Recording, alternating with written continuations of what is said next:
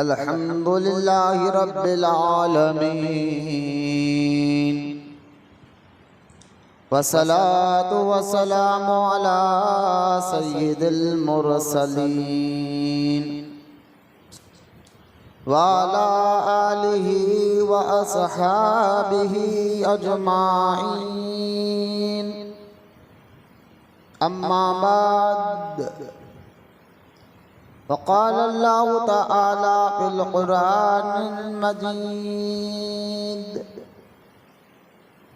फ़अऊज़ु बिल्लाहि मिनश शैतानिर रजीम। बिस्मिल्लाहिर रहमानिर रहीम।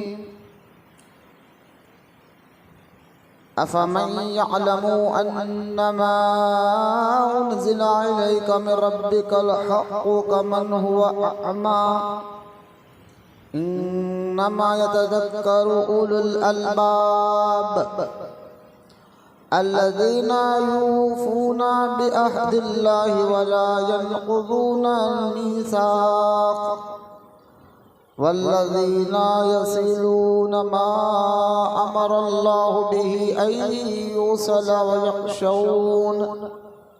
वयख़शौना रब्बहुम वयख़ाफ़ूना सूअल हिसाब। आमन्तु बिल्लाहि सदक़ल्लाहुल अलियुल अज़ीम। वक़ाल अल्लाहु तआला बिशानि हबीबिहिल करीम इन्नल्लाहा व मलाइकतहु युसल्लूना अलन नबी या अय्युहल्लज़ीना आमनू सल्लु अलैहि व सल्लिमू तस्लीमा। अल्लाहुम्मा सल्लि अला सय्यिदिना व मौलाना मुहम्मद मअदिनिल जूदि वल करम व अला आलिहि व बारिक व सल्लिम। सलातु व सलामन अलैका या रसूलल्लाह सल्लल्लाहु तआला अलैहि व आलिहि व सहबिहि व सल्लम। अम्मा बाद, हर तारीफ और बड़ाई सिर्फ अल्लाह ताला के लिए है जो सारे जहान का मालिक है, मुख्तार है और जो सारे जहान का पालनहार है। मैं इस बात की गवाही देता हूँ कि अल्लाह ताला के सिवा कोई इबादत के लायक नहीं, वो एक है, उसका कोई साथी और शरीक नहीं। और मैं इस बात की भी गवाही देता हूँ कि आकर हमारे प्यारे आका और मौला हुजूर पुरनूर रहमती कौनैन हज़रत सैयदना मुहम्मद मुस्तफ़ा अहमद मुश्तबा सल्लल्लाहु ताला अलैहि व आलिहि व सहबिहि व सल्लम अल्लाह ताला के आखिरी रसूल और उसके बरगुज़ीदा बंदे हैं। अल्लाह ताला हुजूर अकरम नूर मुजस्सम रहमत आलम सल्लल्लाहु अलैहि व आलिहि व सहबिहि व सल्लम पर अहले बैत, सहाबा इकराम, ताबईन और तबे ताबईन, औलियाए उम्मत पर क़यामत तक बकसरत रहमती और बरकतें नाज़िल फरमाता रहे।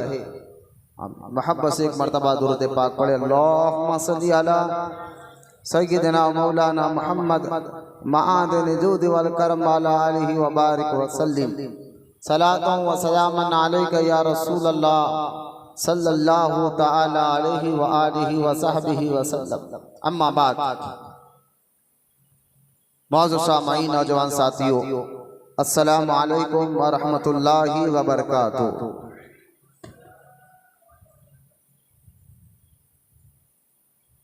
ये शव्वाल का महीना चल रहा है 2024 और इस महीने का ये तीसरा जुमा है।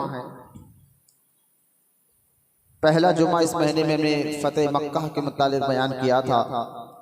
गुज़िश्ता जुमा हमने सैयद शुहदा हज़रत सैयदना अमीर हमज़ा रज़ी अल्लाह तआला अन्हु की सीरत और उनकी ज़िंदगी के मुताल्लिक़ कुछ बातें अर्ज़ की थी। आज इंशाअल्लाह ताला इस जुमा, ये जो शव्वाल का तीसरा जुमा है, तो आज का ये जुमा हम ईमान वालों की निशानियाँ यानी सिफतें जो अल्लाह ताला ने कुरान में बयान की है कि एक ईमान वाले के अंदर क्या क्या खूबियाँ क्या क्या सिफतें होती है, उस पर इंशाल्लाह हम आज बात करेंगे, जिसके लिए आज का उन्वान है ईमान और उसकी निशानियाँ। क़बल इसके कि मैं ऐसे मौजू अपने इस टॉपिक को आपके सामने रखूँ, आइए मोहब्बत और इज़्ज़त के साथ सबसे पहले हम प्यारे आका करीम रहमत कौनैन सल्लल्लाहु ताला अलैहि वसल्लम की बारगाह अक़दस में दुरूद पाक की फ़जीलत, उसकी अहमियत को समात करते चले, ताकि अल्लाह ताला हम तमाम को दुरूद पाक पढ़ने की तौफ़ीक़ अता फरमाए। यूँ तो दुरूद पाक के बेशुमार फ़ज़ाइल अहादीस पाक में मौजूद है। उसमें हदीस पाक में आता है, अल्लाह के रसूल अलैहिस्सलातु वस्सलाम ने इरशाद फरमाया, जो मुझ पर एक मरतबा दुरूद पढ़ता है अल्लाह ताला उसके 10 गुनाहों को माफ़ फरमाता है और उसको 10 नेकी अता फरमाता है, और जन्नत में उसके 10 दर्जात को अल्लाह ताला बुलंद फरमाएगा। जब एक मरतबा दुरूद पढ़ो तो उसको इतने नेकियां इतने गुनाह माफ़ होते हैं और दर्जात भी बुलंद होते हैं। तो ज़्यादा से ज़्यादा जो दुरूद पढ़ता है अल्लाह ताला ज़्यादा कसरत से दुरूद पढ़ने वालों के अल्लाह ताला गुनाह भी माफ़ फरमाता है, मुश्किलों को भी दूर फरमाता है और उनके लिए जो है आसानियाँ अता फरमाता है, दुनिया में भी, कब्र में भी और आखिरत में भी। अलगरज दुरूद पाक के बेशुमार फ़ज़ाइल जो है अहादीस मुबारक में मौजूद है। अल्लाह ताला हम तमाम को कहने सुनने से ज़्यादा अमल की तौफ़ीक़ अता फरमाए। आइए मोहब्बत और अक़ीदत के साथ एक मरतबा दुरूद पाक पढ़े। अल्लाहुम्मा सल्ली अला सय्यदना मौलाना मोहम्मद मआदिन जूद वल करम व अला आलिहि व बारिक व सल्लिम सलातो व सलामन अलैका या रसूल अल्लाह सल्लल्लाहु तआला अलैहि वसल्लम। क़बल इसके जो मैंने सूरह राअद की आयत नंबर 19, 20 और 21 की तिलावत का शर्फ हासिल किया है, इस आयत मुबारक के मुतालिक जो इंशाअल्लाह आयत नंबर 22 और 23 तक मैं इंशाअल्लाह अगर वक्त मिला तो आज आने वाले जुम्मा में रखूँगा। इस आयत सूरह राअद 13वां पारा। लेकिन क़बल इसके कि मैं एक वाक़या आपको सुनाकर इसके पीछे यानी इसके पीछे जो अहम बात है वो आपको समझाने की कोशिश करता हूँ। अल्लाह ताला ने अपने महबूब बंदों के ज़रिए बहुत से हिदायत हमें अता फरमाए हैं, क्योंकि अब क़यामत तो कोई नबी और रसूल दुनिया में आने वाला नहीं है। हमारे और आपके नबी को अल्लाह ताला ने आखिरी नबी बनाकर दुनिया में भेजा है। अब अल्लाह के महबूब वली, अल्लाह के दोस्त जो है वो दुनिया में आकर हिदायत का काम अल्लाह के हुक्म से और उसके रसूल के हुक्म से हिदायत वाला काम करेंगे। और बहुत से लोग आप देख ले, तारीख पढ़िए, अल्लाह के नेक बंदों के ज़रिए, अल्लाह के वलियों के ज़रिए बहुत से लोगों को अल्लाह ताला ने हिदायत अता फरमाई, ईमान की दौलत अता फरमाई। गुनाहगार हो तो अल्लाह वालों की सोहबत में आकर वो गुनाहों से तौबा कर कर वो भी राह रास्त पर आए हैं। ऐसे कई वाक़यात हैं, जिसकी एक मिसाल के तौर पर सरकार ख्वाजा गरीब नवाज रज़ी अल्लाह तआला अन्हु को आप देख रहे, जिन्होंने अपनी ज़ाहिरी ज़िंदगी में 90 लाख लोगों को कलमा पढ़ाया था। और सरकार गौसे पाक रज़ी अल्लाह तआला अन्हु ने 1 लाख लोगों के गौसे आज़म के हाथ पर सच्ची तौबा की थी, यानी गुनाहों से तौबा करे थे। और कई लोगों ने कलमा पढ़ा गौसे आज़म के भी हाथ में, क्योंकि अब नबी क़यामत तक नहीं आने वाले हैं। अल्लाह अपना हिदायत, दीन का काम, हिदायत का काम, ये तो क़यामत तक चलेगा, लोगों की हिदायत का काम। तो अल्लाह ताला ये काम अपने नबी के ग़ुलाम यानी वलियों से लेता रहेगा। हज़रत उन्हीं औलिया इकराम में से बहुत बड़े बुजुर्ग गुजरे हैं, जिनका नाम था हज़रत सैयदना शेख हातिम बिन आसिफ रहमतुल्लाहि ताला अलैह। बहुत बड़े बुजुर्ग गुजरे हैं हातिम बिन आसिफ। ये अपने वक्त के इतने बड़े वली थे कि सारा शहर इनको जानता था, पहचानता था, बड़ी इनकी इज्जत किया करता था और बड़े मुखलिस थे। हर अल्लाह का वली, अल्लाह का दोस्त, आजिज़ी उसके अंदर होती है, दिखावा, रियाकारी, तकब्बुर उनके अंदर नहीं होता। अल्लाह हमें भी इस पे अमल की तौफ़ीक़ अता फरमाए। अल्लाह हमारे सीनों से अकड़ को दूर करे, तकब्बुर को दूर करे। तो गौर करे कि हज़रत आसिफ बिन शेख हातिम बिन आसिफ रहमतुल्लाहि ताला अलैह का नाम था। इतने बड़े वली थे कि सारा शहर इनकी बड़ी इज्जत करता था। और अगर कोई अल्लाह का, अगर ये कहीं पर आ जाते, किसी के घर में आ जाते, किसी के बुलावे पर आ जाते, तो लोग बड़े खुश हो जाते थे और अल्लाह का शुक्र अदा करते थे कि अल्लाह तेरा एक वली का कदम हमारे घर पे पड़ा है। यकीनन आज हमारे घरों में अगर कोई अल्लाह वाला आ जाए तो अल्लाह ताला उनके सदक़े में उस घर में खैर और बरकत को नाज़िल फरमाता है। इसलिए पहले के लोगों को आप देखें, वो अपने घरों में अपने सच्चे पीरों को दावत देकर बुला करते थे, उलमा इकराम को बुलाया करते थे, क्योंकि उनको मालूम था कि इनके आने से अल्लाह ताला बरकतें नाज़िल फरमाता है। इसको भी ज़रा ज़हन में बिठाए। तो खैर, अब ये तो दौर फितनों का दौर है। लोग तो अपने घरों में रोडियों को दावत दे रहे हैं, पहलवानों को दावत देते हैं, सुदखोरों लीडरों को बुलाते हैं और इस पर फख्र करते कि फला लीडर का ताल्लुक हमारे साथ है, फला पहलवान का ताल्लुक हमारे साथ है, फला लीडर का ताल्लुक हमारे साथ है, फला रोडी हमारे घर आता है, फला पहलवान हमारे घर आता है। तो यकीनन उनके घरों में आप देख लें मातम ही नजर आता है। लेकिन पहले का अगर आप दौर थोड़े दिन पीछे चले जाए, 40-45 साल पहले भी आप चले जाए, खुद हैदराबाद का माहौल ऐसा था कि लोग अपने घरों में अल्लाह वालों को बुलाया करते थे। ये शुरू से इस्लाम में चलते हुए आ रहा है, मुसलमानों में चलते हुए आ रहा है। यहाँ तक के हजरत जो निज़ाम सरकार का जो दौर चला है, जो हैदराबाद दक्कन में कुतुब शाही दौर के बाद जो निज़ाम हुकूमत चली है 222 साल तक जो निज़ाम सरकार चली है, क़मर अली खान से लेकर आखिरी जो बादशाह थे उस्मान अली बादशाह, तो इन बादशाहों में जो महबूब अली बादशाह गुजरे हैदराबाद दक्कन में, वो तो साल में एक बार जो है, देखिए अब इनकी अकीदा, इनकी नीयत कैसे थी अल्लाह वालों के लिए।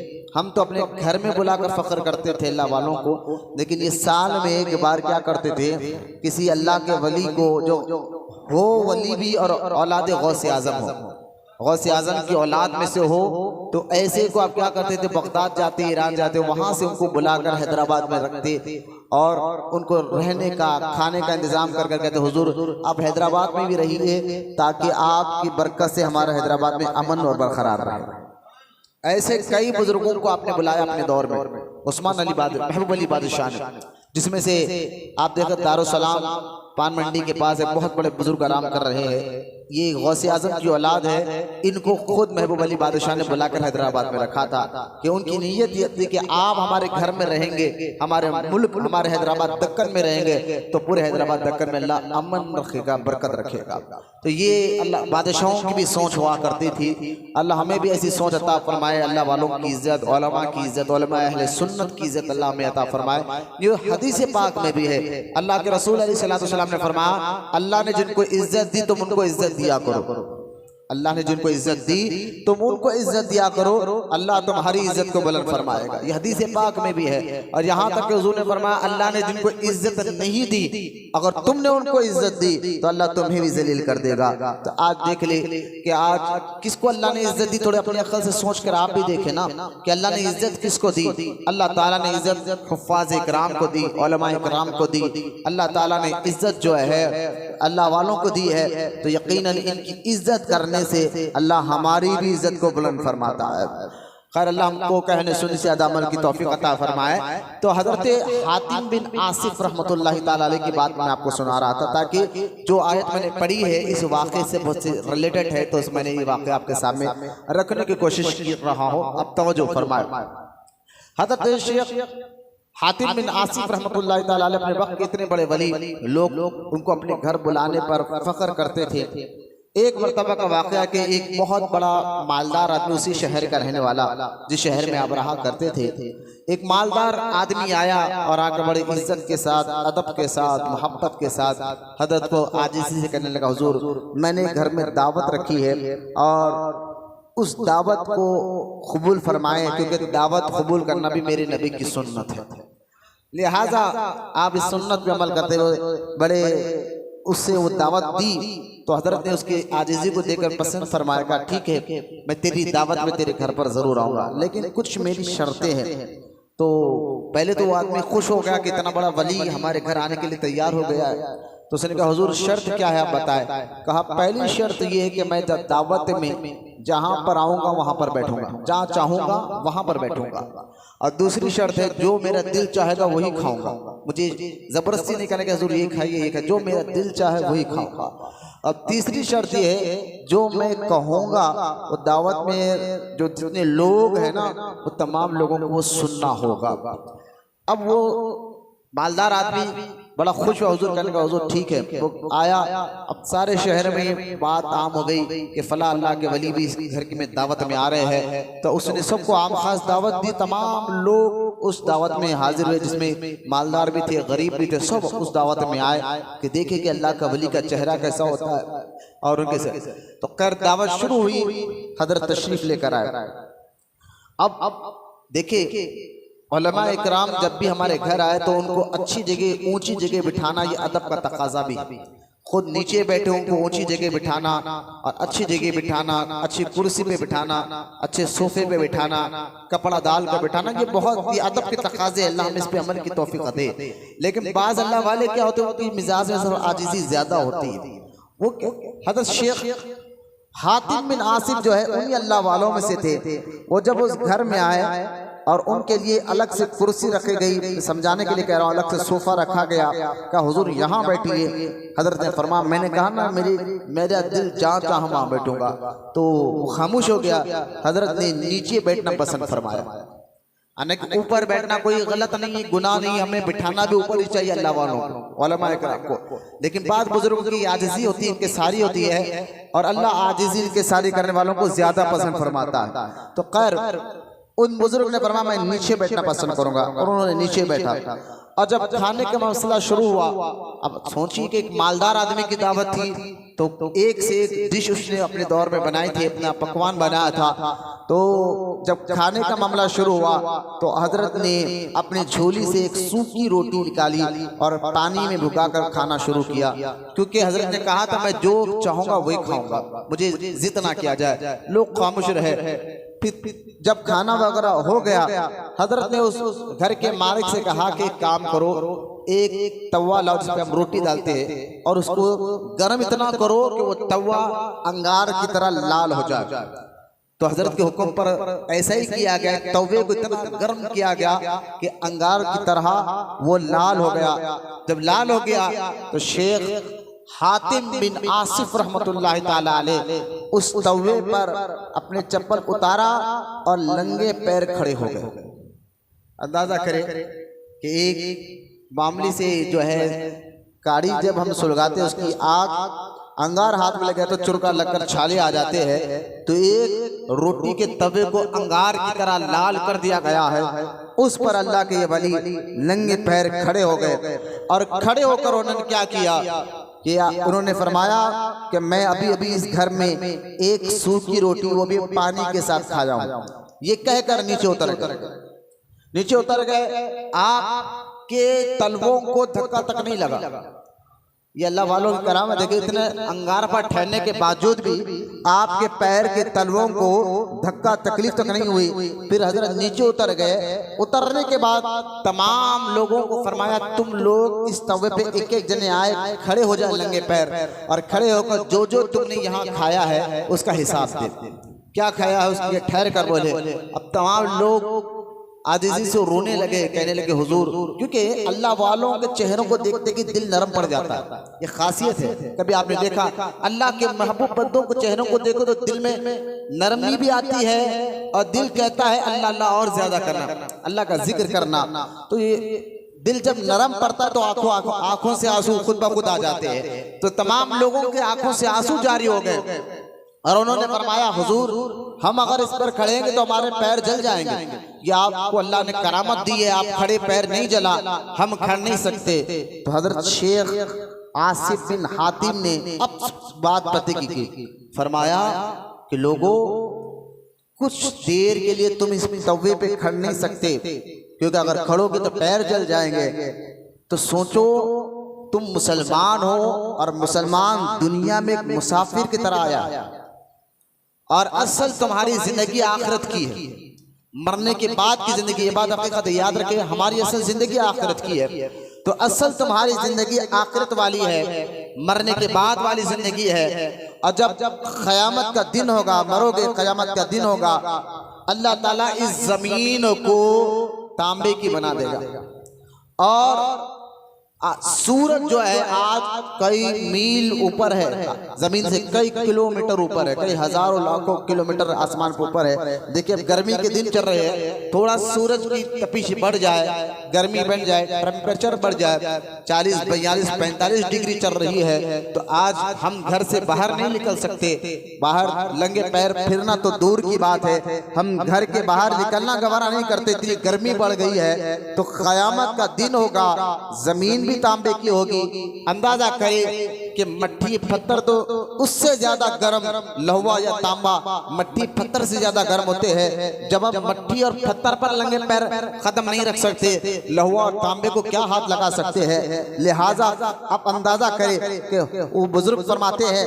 क़यामत के दिन अल्लाह ताला जमीन को तांबे की कर देगा और सूरज जो कई मील दूर है वो एक बालिश के फासले पर होगा। इतना ये हदीस ज़हन में रखे, उन्होंने ये हदीस सुना है वो बुजुर्ग ने उस महफिल में, एक बारिश के करीब सूरज होगा और अल्लाह ताला हर एक से सवाल करेगा। जब तक उन सवालात के तुम जवाबात नहीं दोगे, वहीं खड़े रहोगे, नंगे पैर खड़े रहोगे, तो सोचो अल्लाह पूछेगा जवानी कहाँ गुजारी, इल्म कैसे हासिल किया, पैसे कहाँ कमाया, खर्च कहाँ पर किया, ये सवालात अल्लाह ताला करेगा। उस वक्त तुम क्या जवाब दोगे? आज तो अच्छी जिंदगी गुजार रहे हो, तुम लोग आखिरत के लिए भी कुछ जमा किया है। इतना कहना था कि तमाम महफिल में आने वाले लोग चीखे मार कर रोने लगे और कई लोगों ने उस महफिल में जो दावत में आए थे, उन लोगों में कई लोगों ने अल्लाह की बारगाह में सच्ची तौबा कर कर नमाजी और आशिक रसूल बने। तो कहने का मकसद ये है, अल्लाह पहले यहाँ एक बात भी क्लियर कर दे, अल्लाह वालों की सोहबत में रहने से बंदों को अल्लाह याद आता है।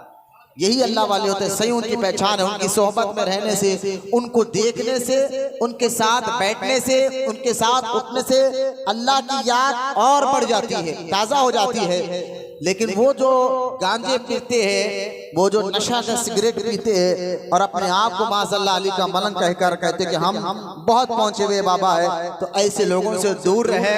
इनसे दीन का कोई ताल्लुक नहीं है, ना ये अल्लाह वाले हैं जिनको नमाज के बारे में, तोहरत के बारे में, ना इबादत के बारे में कुछ मालूमात है। बस इन लोगों ने एक फैशन सा बना लिया है, लिहाजा उनकी सोहबत से दूर रहे। हकीकत में अल्लाह वाले वो होते हैं जिनको देखने से अल्लाह याद आ जाता है। याद रखें आप, ये वाक़े से ये बात भी पता चला कि अल्लाह के उस वली की बरकत से उस घर में हजारों लोगों ने सच्ची तौबा की। जो बेनमाजी थे वो नमाजी बन गए, जो बेदाढ़ी वाले थे वो दाढ़ी वाले बन गए, जो गुनाह करते थे, गलत काम करते, उन्होंने गलत काम करने का पक्का वादा अल्लाह से कर लिया। तो लिहाजा ये होता अल्लाह वालों की सोहबत का असर। एक तो ये मालूम हुआ, दूसरी बात इस वाक़े में ये मालूम हो रही है कि मुसलमान जिंदगी में एक मुसाफिर की तरह जिए। जिस तरह एक मुसाफिर जब घर से निकलता है तो वो अपने काम से ताल्लुक रखता है, असल सफर में है तो सफर में वो कर रहा है, मंजिल उसका क्या है, अपना मकान है, अपना घर है। वो सफर में तो एक मुसाफिर की तरह है। मिसाल के तौर पर होटल में बैठेगा तो कुछ घंटे बैठेगा, कुछ 10 मिनट बैठेगा, लेकिन आखिरकार उसको मंजिल की तरफ ही आना है। कहीं दूर जाएगा तो कुछ दिन के लिए आएगा, फिर वापस अपने हकीकत मंजिल की तरफ आना है। तो इस वाक़े से पता चला असल मंजिल दुनिया की नहीं है, असल मंजिल आखिरत की है, जो हर मुसलमान को इसका जहन में रखना चाहिए। इसलिए आप देखें पीरों के पीर सरकार गौसे आज़म दस्तगीर रज़ी अल्लाह ताला अन्हु 60 खुतबे, जिस किताब का नाम फुतूहुल गैब है, मार्केट में मिलती है, उर्दू किताब है, उस 60 खुतबे गौसे आज़म के उसके अंदर है, 60 तकरीर गौसे आज़म उस किताब के अंदर है। आप कभी भी पढ़ कर देखें, गौसे आज़म अपने दौर में एक ही बात बहुत ज्यादा लोगों को बताते थे कि लोगों तुम्हें मरना है, उसके बाद हिसाब किताब देना। ये जहन में बिठा दिया था गौसे पाक ने कि आखिरत, खबर आखिरत की फिक्र, सोच अपने अंदर पैदा करो। तो जो मुसलमान के अंदर ये सोच रहना भी चाहिए, फिक्र पैदा हो जाती है, फिर आप देख ले कि वो नमाजी और आशिक रसूल नजर आता है। वो किसी को धोखा तकलीफ देता हुआ नजर आता है नहीं आता है। लेकिन अगर जिसके दिल दिमाग में से खबर और आखिरत की सोच निकल गई, फिर देख ले वो सूद का भी कारोबार करता है, शराब का भी कारोबार करता है, है, वो फिर लोगों को लूटना भी शुरू करता है, वो लोगों को तकलीफ देना भी शुरू करता है, क्योंकि उसकी नजर में सिर्फ अच्छा घर, अच्छा मकाम, अच्छा लिबास जहन में रहता है। लेकिन पता जब चलेगा जब हकीकत में मौत आएगी ना, और आनी है, जब आने के बाद हिसाब किताब होगा, हकीकत पता तब चलेगा। लिहाजा जब पता हकीकत चलेगा उस वक्त कोई अल्लाह की बारगाह में तौबा कबूल नहीं होगी। जैसा कि आप देखे मूसा अलैहिस्सलाम ने कई साल तक फिरौन को समझाया कि तौबा कर ले, तो खुदा नहीं अल्लाह का बंदा है, तौबा कर ले, लेकिन वो नहीं माना। हुआ क्या, जब फिरौन तालाब में, दरिया नील में डूब रहा था, तब उसको ये बात समझ में आ गई मूसा जो कह रहे थे वो हकीकत है। आप देखिए मौत को सामने देखा, दरिया के बीच में जब दरिया बंद हो रहा था तो फिरौन चीख चीख कर कहने लगा कि मूसा मुझे बचा लीजिए, मैं आप पर और आपके रब पर ईमान लाऊंगा और आप जो बोले वही काम करूंगा। लेकिन उसकी वक्त की उस तौबा अल्लाह ने कबूल नहीं की और फिरौन को उस दरिया में डुबा कर अल्लाह ने हलाक कर दिया। तो मतलब क्या है, अब तौबा का वक्त है, ये जवानी बाकी है, जिंदगी जो बाकी है, मरने के बाद कब्र में जब हकीकत सामने आ जाएगी उस वक्त ना अल्लाह की बारगाह में आपकी तौबा कबूल होगी, ना अल्लाह ताला आपको माफ फरमाएगा, क्योंकि मरने के बाद तो हकीकत हर कोई देख लेगा। असल वक्त अब है जो सच्ची तौबा कर कर अपने जहनों को आखिरत की तरफ, यानी अपने फिक्र के अंदर आखिरत की तरफ पैदा करे और ये जहन में रखे कि हम मुसाफिर है और मुसाफिर की तरह जिंदगी गुजारेंगे।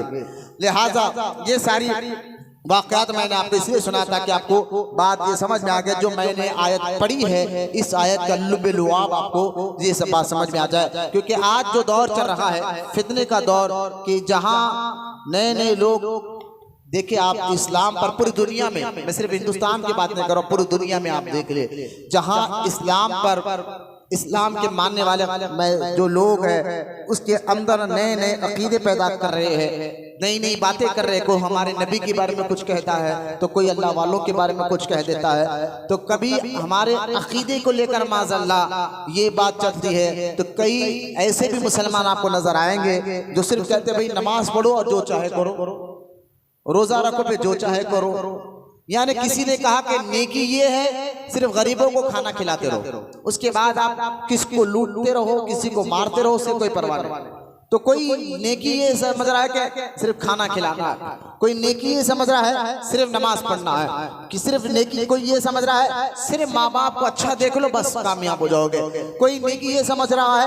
यानी ये सारी चीजें हमने जो अपनी तरफ से बना ली है। मैंने जुमा, जो अलविदा जुमा था रमजान मुबारक में, सूरह बकरा आयत नंबर 177 पर मैंने तफसीर की, जिसमें अल्लाह ताला ने फरमाया लैसा बिर्रा कहकर सिर्फ ये नेकी नहीं है जो तुम समझ रहे हो, नेकी क्या क्या है। तो सच्चा आशिक रसूल होता है जो इस्लाम के तमाम कानून को माने, तमाम कानून को माने। सिर्फ नमाज पढ़े उसके बाद धोखा देते फिरो, ये नेकी नहीं। नमाज नेकी है, देखो उसके बाद तुम धोखा देते फिरो, फिर ये नेकी नहीं, ये इसके हिसाब देना पड़ेगा। कोई माँ गरीबों को खाना खिला और कहे नमाज छोड़ो यार, क्या बात, मैं तो खाना खिला रहा हूँ ना। तो मैंने कहा ना, खाना खिलाना अच्छी नेकी है, लेकिन सिर्फ ये नेकी नहीं है, उसके बाद भी और नेकी आपको करना है। ये हम मुसलमान हैं, लिहाजा इस पर मैं भी ने सूरह बकरा आयत नंबर 177 जो अलविदा जुमा में मैंने बयान किया था, सारी तकरीर जो है वो इंटरनेट पर मौजूद है। लेकिन आइए आज मैं कुरान, अब आप थकावट को दूर करें, चेहरे मेरी तरफ रखिए, बिल्कुल इत्मीनान से सुने।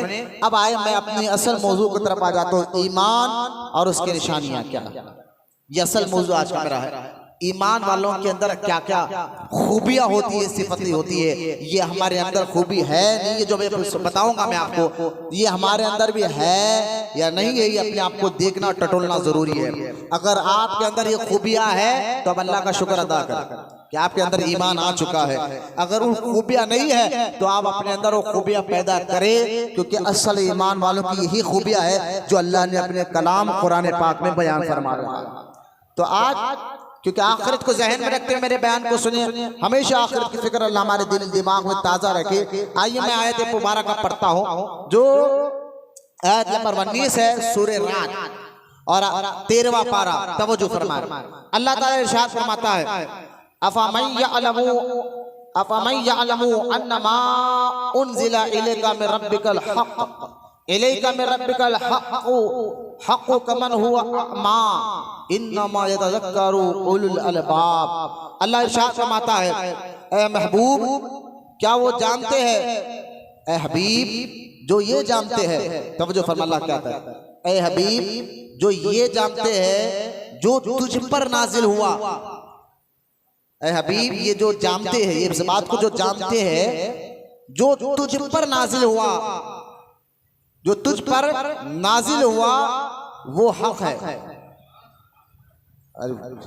तवज्जो फरमा अल्लाह क्या फरमाता है, हबीब जो तुझ पर, बेटा नींद आ रही तो बाहर जाके चेहरे पे पानी मार लेके आओ, ठीक है, जरा सुस्ती का है आपको, बैठो, मेरे फ्रेंड वाले तो चेहरा अच्छा बिठाइए।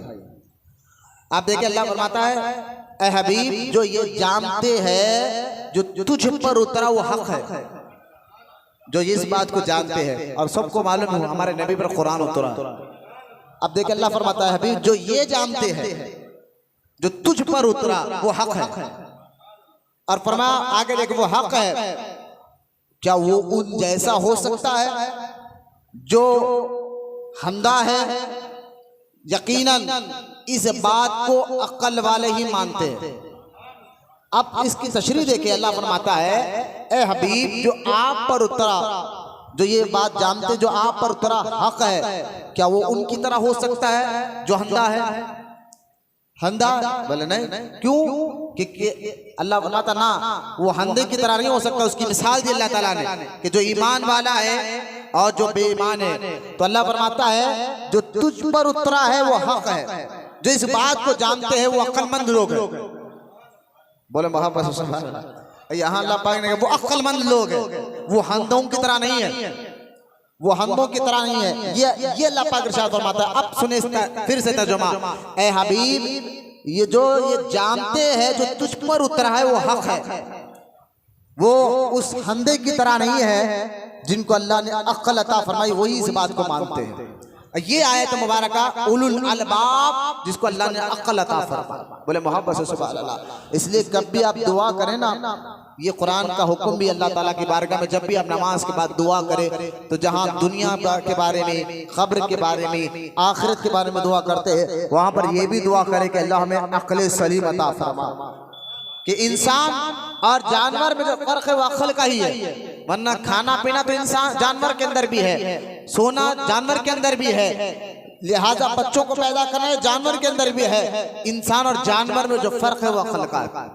और जिनको अल्लाह ताला ने अक्ल को क़ुव्वत ताकत अता फरमाई, वो ये बात समझ जाते हैं कि अक्ल तो हमारे पास, ईमान वालों के पास भी है, गैर मुस्लिमों के पास भी है, लेकिन वो ज्यादा अक्लमंद है। गैर मुस्लिमों से ज्यादा अक्लमंद वो है जिन्होंने अल्लाह की मारिफत को समझ गया और हुजूर की रिसालत को समझ गए कि अल्लाह है तो एक है। बोले वहां बस अल्लाह है तो एक है, एक ही इबादत करो, और ये रसूल आखिरी नबी है और सच्चे रसूल है। इन पर उतरने वाला कुरान भी सच्चा है, लिहाजा उनकी तारीफ अल्लाह कुरान में कर रहा है। अब ये जो आयत मुबारक है, पहले इसकी और तफसीर बयान कर देता हूं मैं कि तफसीर में आया जिसमें अल्लाह फरमाता है, ए हबीब जो तुझ पर उतरा है वो हक है, जो ये बात को मानते हैं वो अक्लमंद लोग, जिसको नहीं मानते वो हंदों की तरह है। ये मिसाल अल्लाह ताला ने मानने वालों को अक्लमंद कहा, ना मानने वालों को हंदा कहा। अरे कि हकीकत में वो हंदा नहीं है, जिसको अल्लाह ने हंदा कहा है ना, हकीकत में हंदा नहीं है, वो देख सकता है, लेकिन असल नाबिनाई क्या है? देखना नहीं।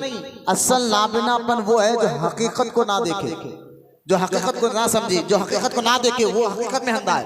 तो लिहाजा ये आयत मुबारका में फरमाया गया कि असल में ये आयत जिसके लिए उतरी है, जिसके लिए अल्लाह कुरान में ये कह रहा है, जो हबीब जो तुझ पर उतरा है, जो ये बात मानते वो हक है, वो अक्लमंद है। ये हजरत अमीर हमजा रजी अल्लाह ताला अन्हु के लिए उतरे कि जब हजरत अमीर हमजा ने कलमा पढ़ा और कहा कि ये जो मैं मानता हूँ ये रसूल है, इन पर उतरने वाला कुरान हक है, तो अबू जहल बड़ा परेशान हुआ, अरे हमजा तू तो बड़ा अक्लमंद आदमी है, तू बड़ा दानिशमंद आदमी है, तू कैसे मजहब छोड़ सकता है? फरमाया असल जो हबीब पर उतर रहा है, मेरे नबी और रसूल पर कुरान उतर रहा है, ये सच्चा है, इन पर उतरने वाला कलाम भी सच्चा है। तो अल्लाह ताला ने यह आयत उतारी कि हमदा और अक्लमंद, इसमें सारे मुसलमानों को क़यामत तक के लिए ये बता दिया कि असल अक्लमंद वही है जो अल्लाह पर ईमान रखे, उसके रसूल पर ईमान रखे और रसूल पर उतरने वाले कुरान पर ईमान रखे। अल्लाह का शुक्र है कि ईमान वालों को अल्लाह ने अक्लमंद अता। अब आगे बढ़ते और उन अक्लमंद की पहली निशानी अल्लाह ने बयान फरमाई। अब देखिए, पहले तो कहा कि वो हमदा नहीं अक्लमंद है। कौन? ए हबीब, जो तुझ पर कुरान उतरा उसको हक जानते हैं, उसको मानते हैं, वो अक्लमंद है। और उनकी पहली निशानी अल्लाह बयान फरमा रहा है। उसकी पहली निशानी क्या है? तो अल्लाह फरमाता है अल्लज़ी। अब देखो जो फरमाया, अक्लमंद की पहली निशानी, ईमान वालों की पहली निशानी क्या है? अल्लाह फरमाता है अल्लज़ीना यूफूना बि अहदिल्लाह वला यनकुज़ूनल मीसाक़।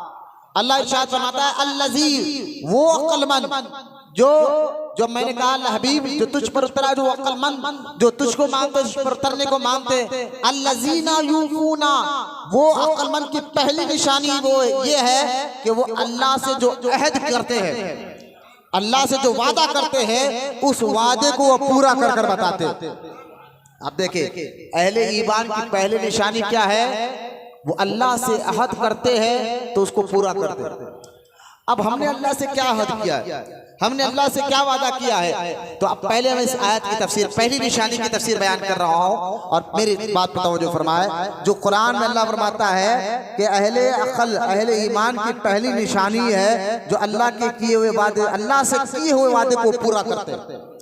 तो पहले आप ये गौर करें वो कौन सा वादा हम कर रहे हैं। तो पहले मैं आपको बता दूं, ये आयत की तशरीह, इस आयत को समझना है तो एक आयत कुरान पाक में सूरह आराफ में है, उसको आपको समझना होगा। उस सूरह आराफ में अल्लाह ताला फरमाता है कि हमने आदम अलैहिस्सलाम की पुष्ट से क़यामत तक पैदा होने वाले इंसानों की रूह को अल्लाह ने निकाला। पहले उस रूह में हम भी थे, आप भी थे, सबकी रूहों ने निकाला। अब पूर्ण की रूह को अल्लाह ताला ने, अब दुनिया में जिस्म दिया ने भेजा नहीं, लेकिन क़यामत तक जो जो इंसान पैदा होंगे उन सब की रूह को अल्लाह ने आदम अलैहिस्सलाम की पुष्ट से एक जगह जमा किया, एक मैदान में, और जमा कर क्योंकि ये कुरान कह रहा है, जमा करके अल्लाह फरमाता है कुरान पाक में, अल्लाह फरमाता है अलस्तु बिरब्बिकुम। अब तो वजह फरमाए, अब देखो सूरह आराफ की आयत में अल्लाह फरमाता है हमने सारी रूहों को जमा किया, जिसमें नबियों की रूह थी, मोमिनों की रूह थी, क़यामत तक पैदा होने वाले तमाम इंसानों की रूह थी। अल्लाह ताला ने तमाम इंसानों की रूह को पैदा फरमा कर फरमाता अलस्तु बिरब्बिकुम। अल्लाह ने फरमाया मैं तुम्हारा कौन हूँ?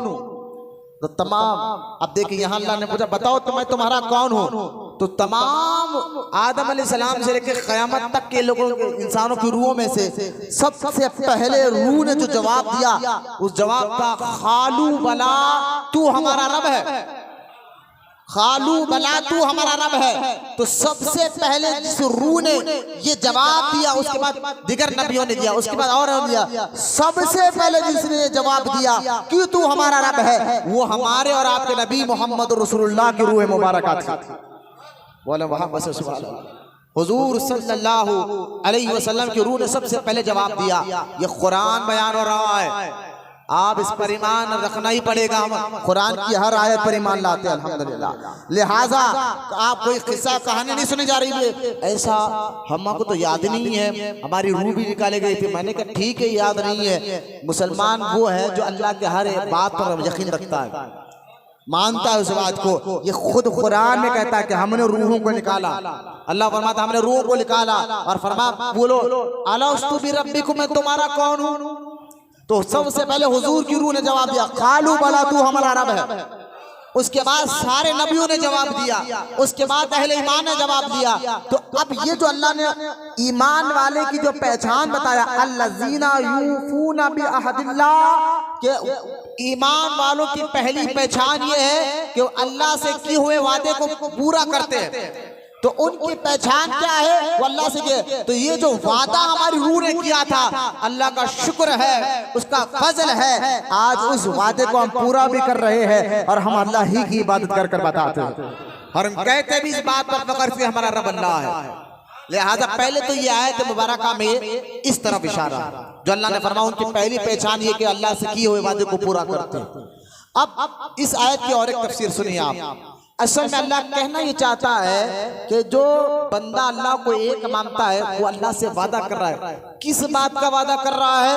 फरमा कलमा तैयबा पढ़कर देखे। हम कलमा पढ़कर क्या करें? ला इलाहा इल्लल्लाह। ला इलाहा इल्लल्लाह का मतलब क्या है? ये वादा हम अल्लाह से कर रहे हैं। ये कलमा पढ़कर अल्लाह से ये वादा कर रहे हैं, ला इलाहा इल्लल्लाह, अल्लाह तेरे अलावा कोई इबादत के लायक है नहीं।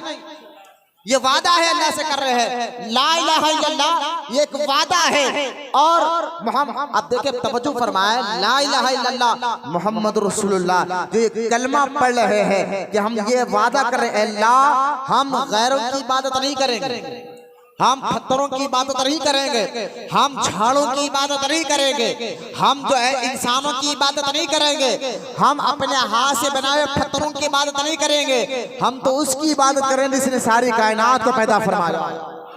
ला इलाहा इल्लल्लाह मोहम्मद रसूलुल्लाह ये कलमा भी अल्लाह से किया हुआ एक वादा है हर मुसलमान के लिए। हम वादा कर रहे हैं अल्लाह से। तो पांच लोग कहते ठीक है भाई, अब अल्लाह से वादा कर रहे हैं कि हम अल्लाह तेरी इबादत करेंगे। ला इलाहा इल्लल्लाह मोहम्मद रसूलुल्लाह क्या है कि अल्लाह हम तेरी इबादत करेंगे और तेरे रसूल पर ईमान लाएंगे, तेरी इबादत करेंगे, तेरे रसूल पर ईमान लाएंगे। ईमान मैं अभी सेकंड चैप्टर मैंने खोला नहीं, लेकिन ला इलाहा इल्लल्लाह की एक बात मैं आपको बता दूं, हम तो ये वादा कर रहे हैं कलमे में, और अल्लाह कहता है ईमान वाले की पहली पहचान ये कि अल्लाह से जो वादा करता है उसको पूरा करता है। बोलो मोहम्मद, वो अल्लाह से वादा जब करता है तो पूरा कर कर बताता है। तो लिहाजा हम इस बात को पूरा कर रहे हैं, कम सिर्फ इबादत अल्लाह। तो बास बदअकीदा वहाबी ये कहते हैं तुम तो वादा कर रहे हो ला इलाहा इल्लल्लाह का, लेकिन कभी गौसे आजम की फातिहा दिलाते हुए नजर आते हो, तो कभी तुम गरीब नवाज की फातिहा दिलाते हुए नजर आते हो, तो कभी तुम गरीब नवाज की फातिहा दिलाते हुए नजर आते हो, कभी तुम अजमेर शरीफ जाते हो, तो कभी तुम दिल्ली में निजामुद्दौला की ज़ियारत के लिए जाते हो। मैंने ये वहाबी कहते हैं कि देखो अल्लाह की इबादत करो, गैरों के पास जाना भी शिर्क है और ये गलत बात है। हमने कहा ना ना ना, ये बात याद रखो, जब हमने कलमा पढ़ा ला इलाहा इल्लल्लाह, अल्लाह हम तेरी इबादत करेंगे, साथ मतलब क्या है? यानी मौला जो तेरी इबादत करेंगे और तेरे हुक्म पर ही अमल करेंगे। बोलो मोहम्मद सुभान अल्लाह। जहां इबादत का मफहूम को आप समझिए, आप इबादत के मतलब को समझिए। आप ला इलाहा इल्लल्लाह कि हम तेरी इबादत करेंगे, तो पहले इबादत के माना ज़हन में बैठा लिया। दुरूद पाक पढ़े अल्लाह। इबादत यहाँ वादा किया जा रहा है, अल्लाह कहता है ईमान वाले की पहली पहचान ये कि अल्लाह से किए हुए वादे को पूरा करता है। तो इबादत मतलब क्या है कि हम अल्लाह की इबादत करते हैं, अल्लाह की इबादत। अब मैं आपको पहले इबादत का मफहूम आप समझ जाए, इबादत का मतलब ये समझ गए तो फिर आपको ये अल्लाह वाले भी समझ में आ जाएगा, अल्लाह के महबूब वली भी समझ में आ जाएंगे।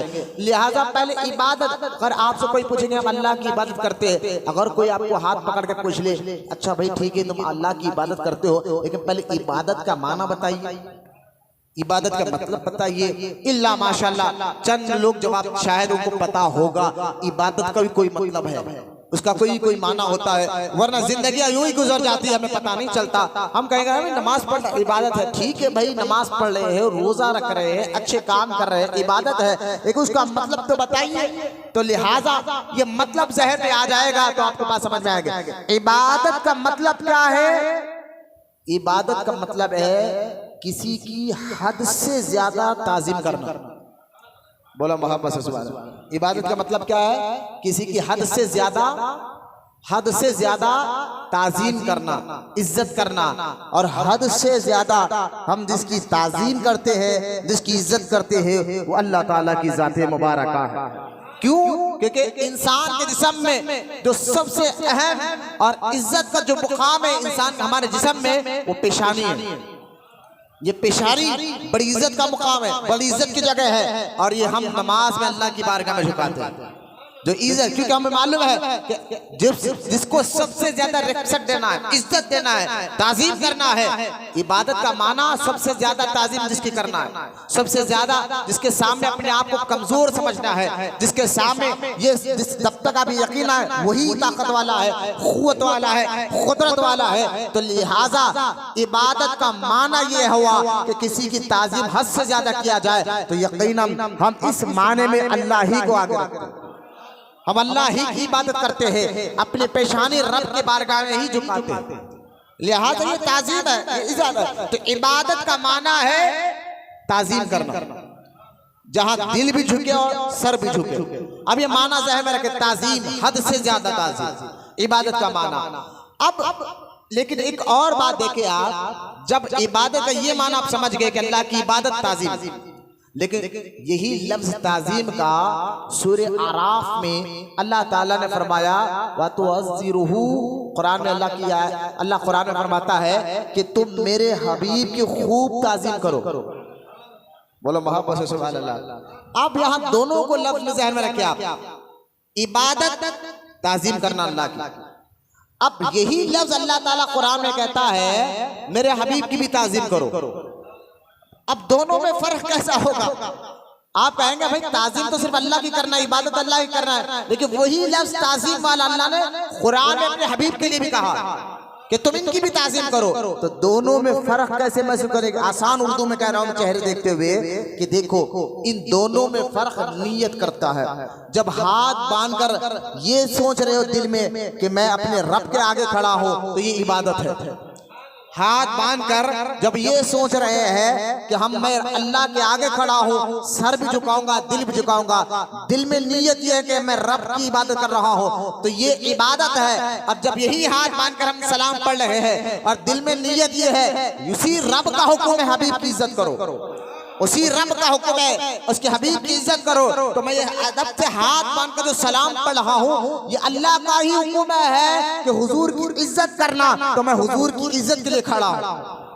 ये भी ताजीम है। दोनों में फर्क नीयत का होता है। एक हाथ बांधकर खड़े नमाज में और नीयत रब की तरफ है, तो ये इबादत है। और एक हाथ बांधकर खड़े सलाम में और नीयत हुजूर का अदब है, नियत हुजूर का अदब है, तो ये भी ताजीम है। और ये दोनों भी अल्लाह का हुक्म है।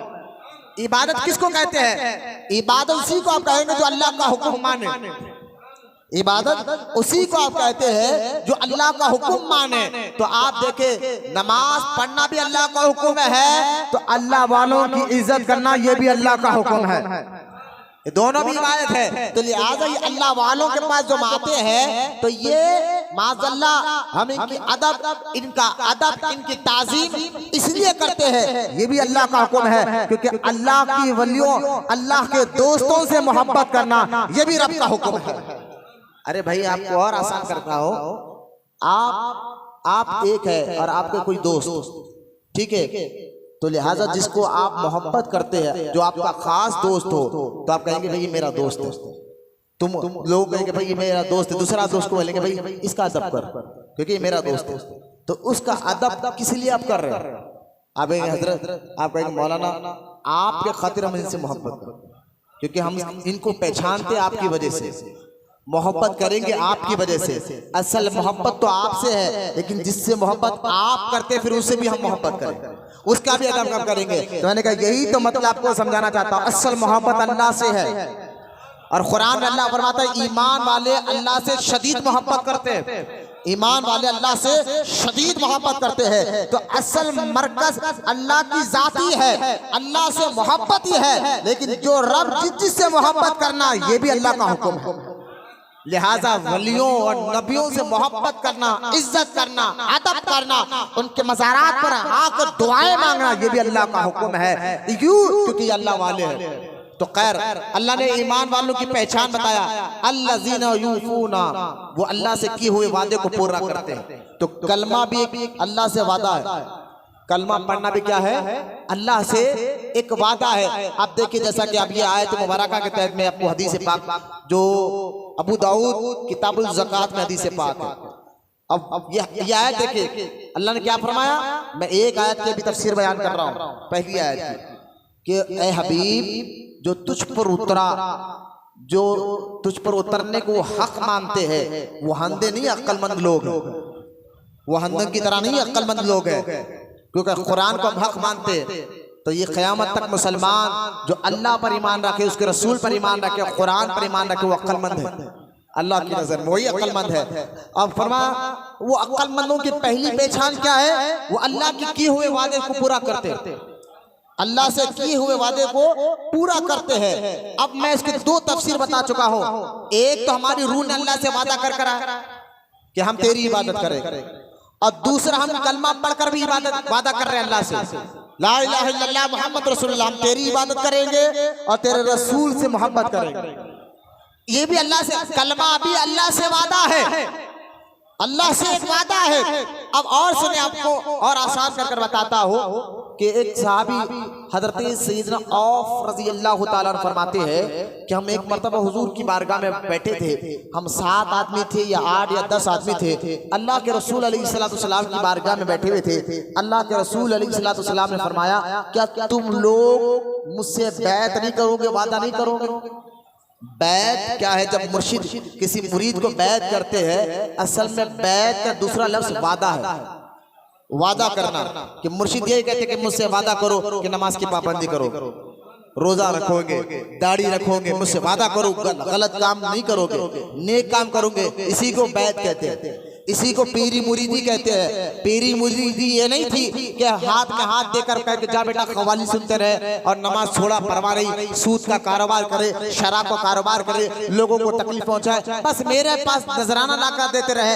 ये ढोंगी पीर कर सकते हैं। सच्चे जो पीर है, अल्लाह वाले हैं, वो तो वादा लेते थे अपने मुरीदों से कि आज के बाद कोई गलत काम नहीं करोगे।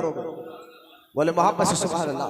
ये मेरे यही असल बैत है। गौसे आजम ने यही बैत ली। गरीब नवाज यही बैत लेते थे अपने मुरीदों से, बंदा नवाज यही बैत लेते थे अपने मुरीदों से। आज जिनका उर्स है हैदराबाद दक्कन के बहुत बड़े वली, जो उसको हैदराबाद दक्कन में नहीं पूरी दुनिया के उलमा बहरुल उलूम के नाम से पहचानते थे। इल्म का समंदर बहरुल उलूम, जो अब्दुल कदीर सिद्दीकी पिया रहमतुल्लाहि ताला अलैह, जिनका मजार बिल्कुल रोड के किनारे आज मौजूद है, जिनका आज सालाना उर्स मुबारका मौजूद है। आप देखे उन्होंने भी मुरीद किया तो अपने मुरीदों से यही वादा लिया कि अल्लाह की इबादत करोगे और उसके रसूल की इताअत करोगे, गलत काम नहीं करोगे।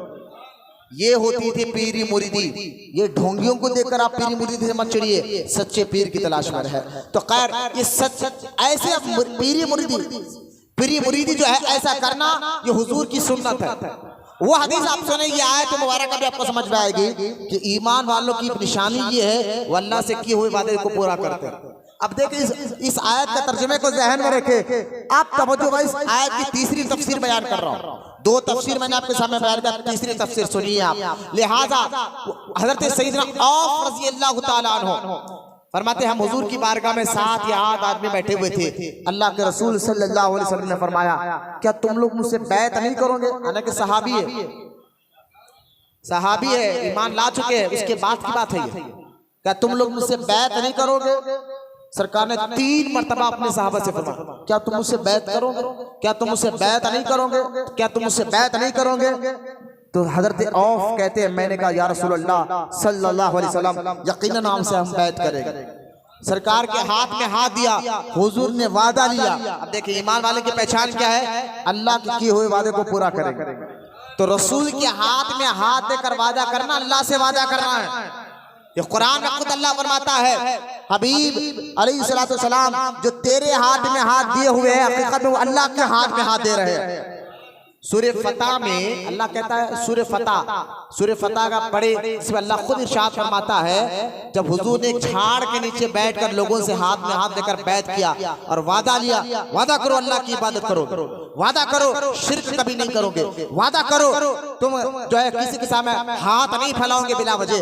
तो लिहाजा इस वादे को बैत करते हैं, बैत कहते मुरीदी कहते हैं। जब ये वादा हुजूर ले रहे थे, कुरान में आयत उतरी, अल्लाह ताला ने इरशाद फरमाया, ए हबीब वो तेरे हाथ में हाथ नहीं बल्कि अल्लाह के हाथ में हाथ देकर बैत कर रहे हैं। लिहाजा इस बैत के बाद ये आयत ज़हन में रखे कि ईमान वाले अल्लाह से किए हुए वादे को पूरा करते हैं। अब ये आयत को ज़हन में रखते हैं, उनकी पहली पहचान ये है। अब हुजूर ने कहा बैत करो। हजरत औफ कहते मैं हुजूर के हाथ में हाथ दिया, हुजूर ने हमसे कहा ये वादा करो कि आज के बाद अल्लाह की इबादत करोगे, शिर्क कभी नहीं करोगे। उन्होंने कहा हम हुजूर वादा करते अल्लाह की इबादत करेंगे, शिर्क नहीं करेंगे। फरमा दूसरी बात हुजूर ने फरमा के मेरी इताअत करोगे, मेरा हुक्म मानोगे। साहबा ने कहा हुजूर हम आपका हुक्म मानेंगे, आपकी इताअत करेंगे। फिर सरकार ने तीसरी बार कहा और मुझसे ये भी वादा करो बिला वजह किसी से मांगोगे नहीं, सवाल नहीं करोगे, भीख नहीं मांगोगे। साहबा कहता हमने ये भी वादा किया। तवज्जो फरमाए। अब ये जो बैत का वादा है, बैत का सूरह रात आयत नंबर 19, जिसमें अल्लाह ने फरमाया कि ईमान वाले की पहली पहचान ये कि वो अल्लाह से किए हुए वादे को पूरा करते हैं। ईमान वालों के तो कलमा भी एक वादा है। कलमा तो हम इतना तो कलमा पढ़ते भी है और समझते भी है। हम क्या कह रहे हैं कलमे में? हम ये ला इलाहा इल्लल्लाह, अल्लाह के अलावा किसी की इबादत नहीं करें, मोहम्मद रसूलुल्लाह उसके रसूल की इताअत करें। लिहाजा ये कलमा पढ़ना और समझना ये अल्लाह से वादा है, अल्लाह से वादा है। तो बुजुर्गान दीन से मदद मांगना, अल्लाह वालों के आस्थानों पर हाजिरी देना, ये माज़अल्लाह इबादत नहीं है, ये अल्लाह वालों की ताज़ीम है, अल्लाह वालों की इज्जत है, अल्लाह वालों से मोहब्बत है।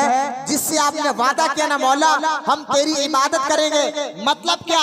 जो तू कहेगा वो अमल करेंगे, जो रब कहेगा वो अमल करेंगे। तो उसी रब का यह हुक्म है कि अल्लाह वालों से मोहब्बत करो।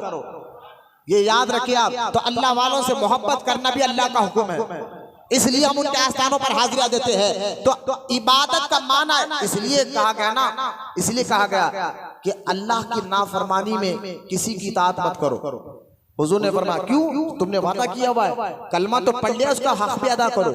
वो वादे को ज़हन में रखो, ला इलाहा इल्लल्लाह मोहम्मद रसूलुल्लाह, ये वादा कर रहे हो इबादत मौला तेरी करेंगे और तेरा ही हुक्म मानेंगे।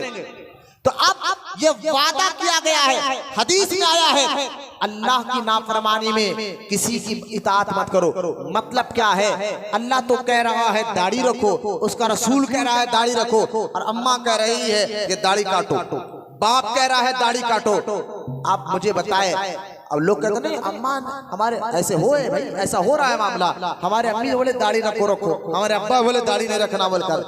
आप मुझे बताइए अल्लाह के वालों के खुद कुरान में अल्लाह फरमाता है ईमान वाला वो जो अल्लाह से वादा किया करता है उसको निभाता है। तो लिहाजा माँ बाप बाद में, पहले अल्लाह उसके रसूल का हुक्म। तो जब माँ बाप भी हो गलत काम बता रहे हो, हुक्म मानना नहीं है।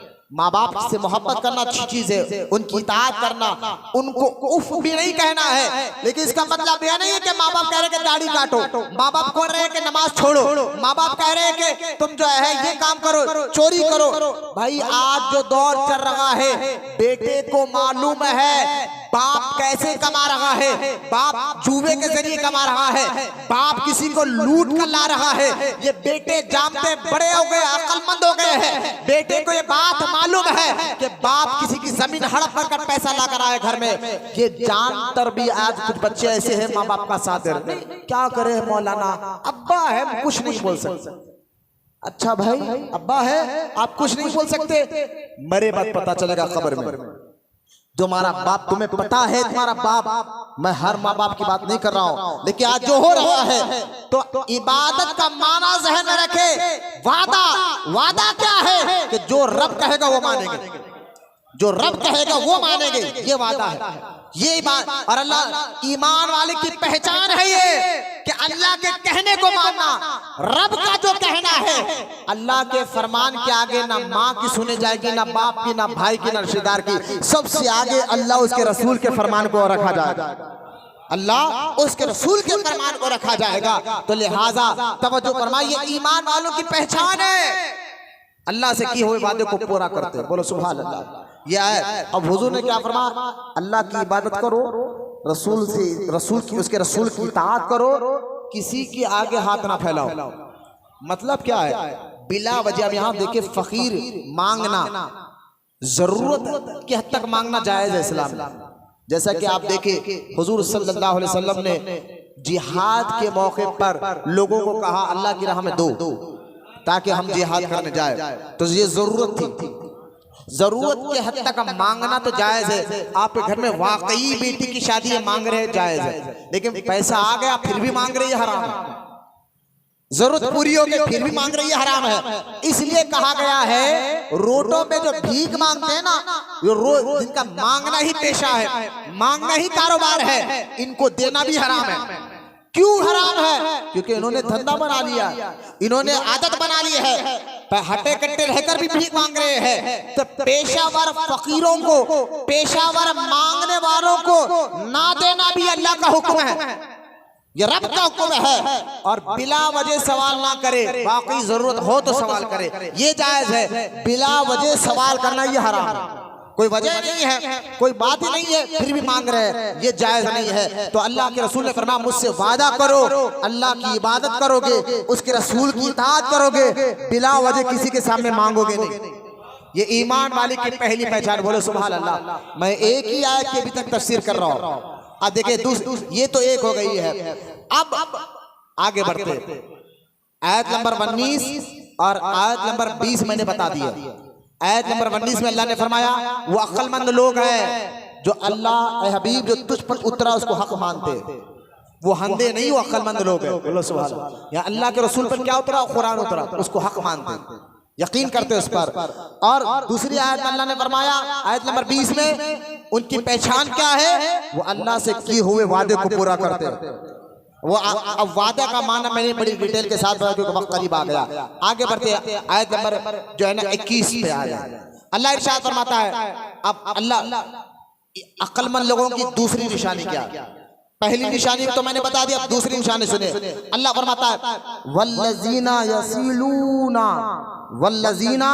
यसीलूना मा अमरल्लाहु बिही अन युसला व यखशौना रब्बहुम व यखाफूना सूअल हिसाब। बोले मोहब्बत से सुभान अल्लाह। ये सूरह रात की तफसीर आयत पढ़ रहा हो। अल्लाह फरमाता है अक्लमंद की दूसरी निशानी ये है वो जोड़ते हैं उससे जिसे जोड़ने का अल्लाह ने हुक्म अता फरमाया। वो तोड़ते नहीं, रिश्ते तोड़ने वाले नहीं होते, वो जोड़ने वाले होते। बोलना सुभान अल्लाह। रिश्ते तोड़ने वाले नहीं, वो जोड़ने वाले। ईमान वालों की पहचान क्या है? कि वो वादे को पूरा करने वाले होते हैं और वो तोड़ने वाले नहीं, जोड़ने वाले होते हैं। किसे?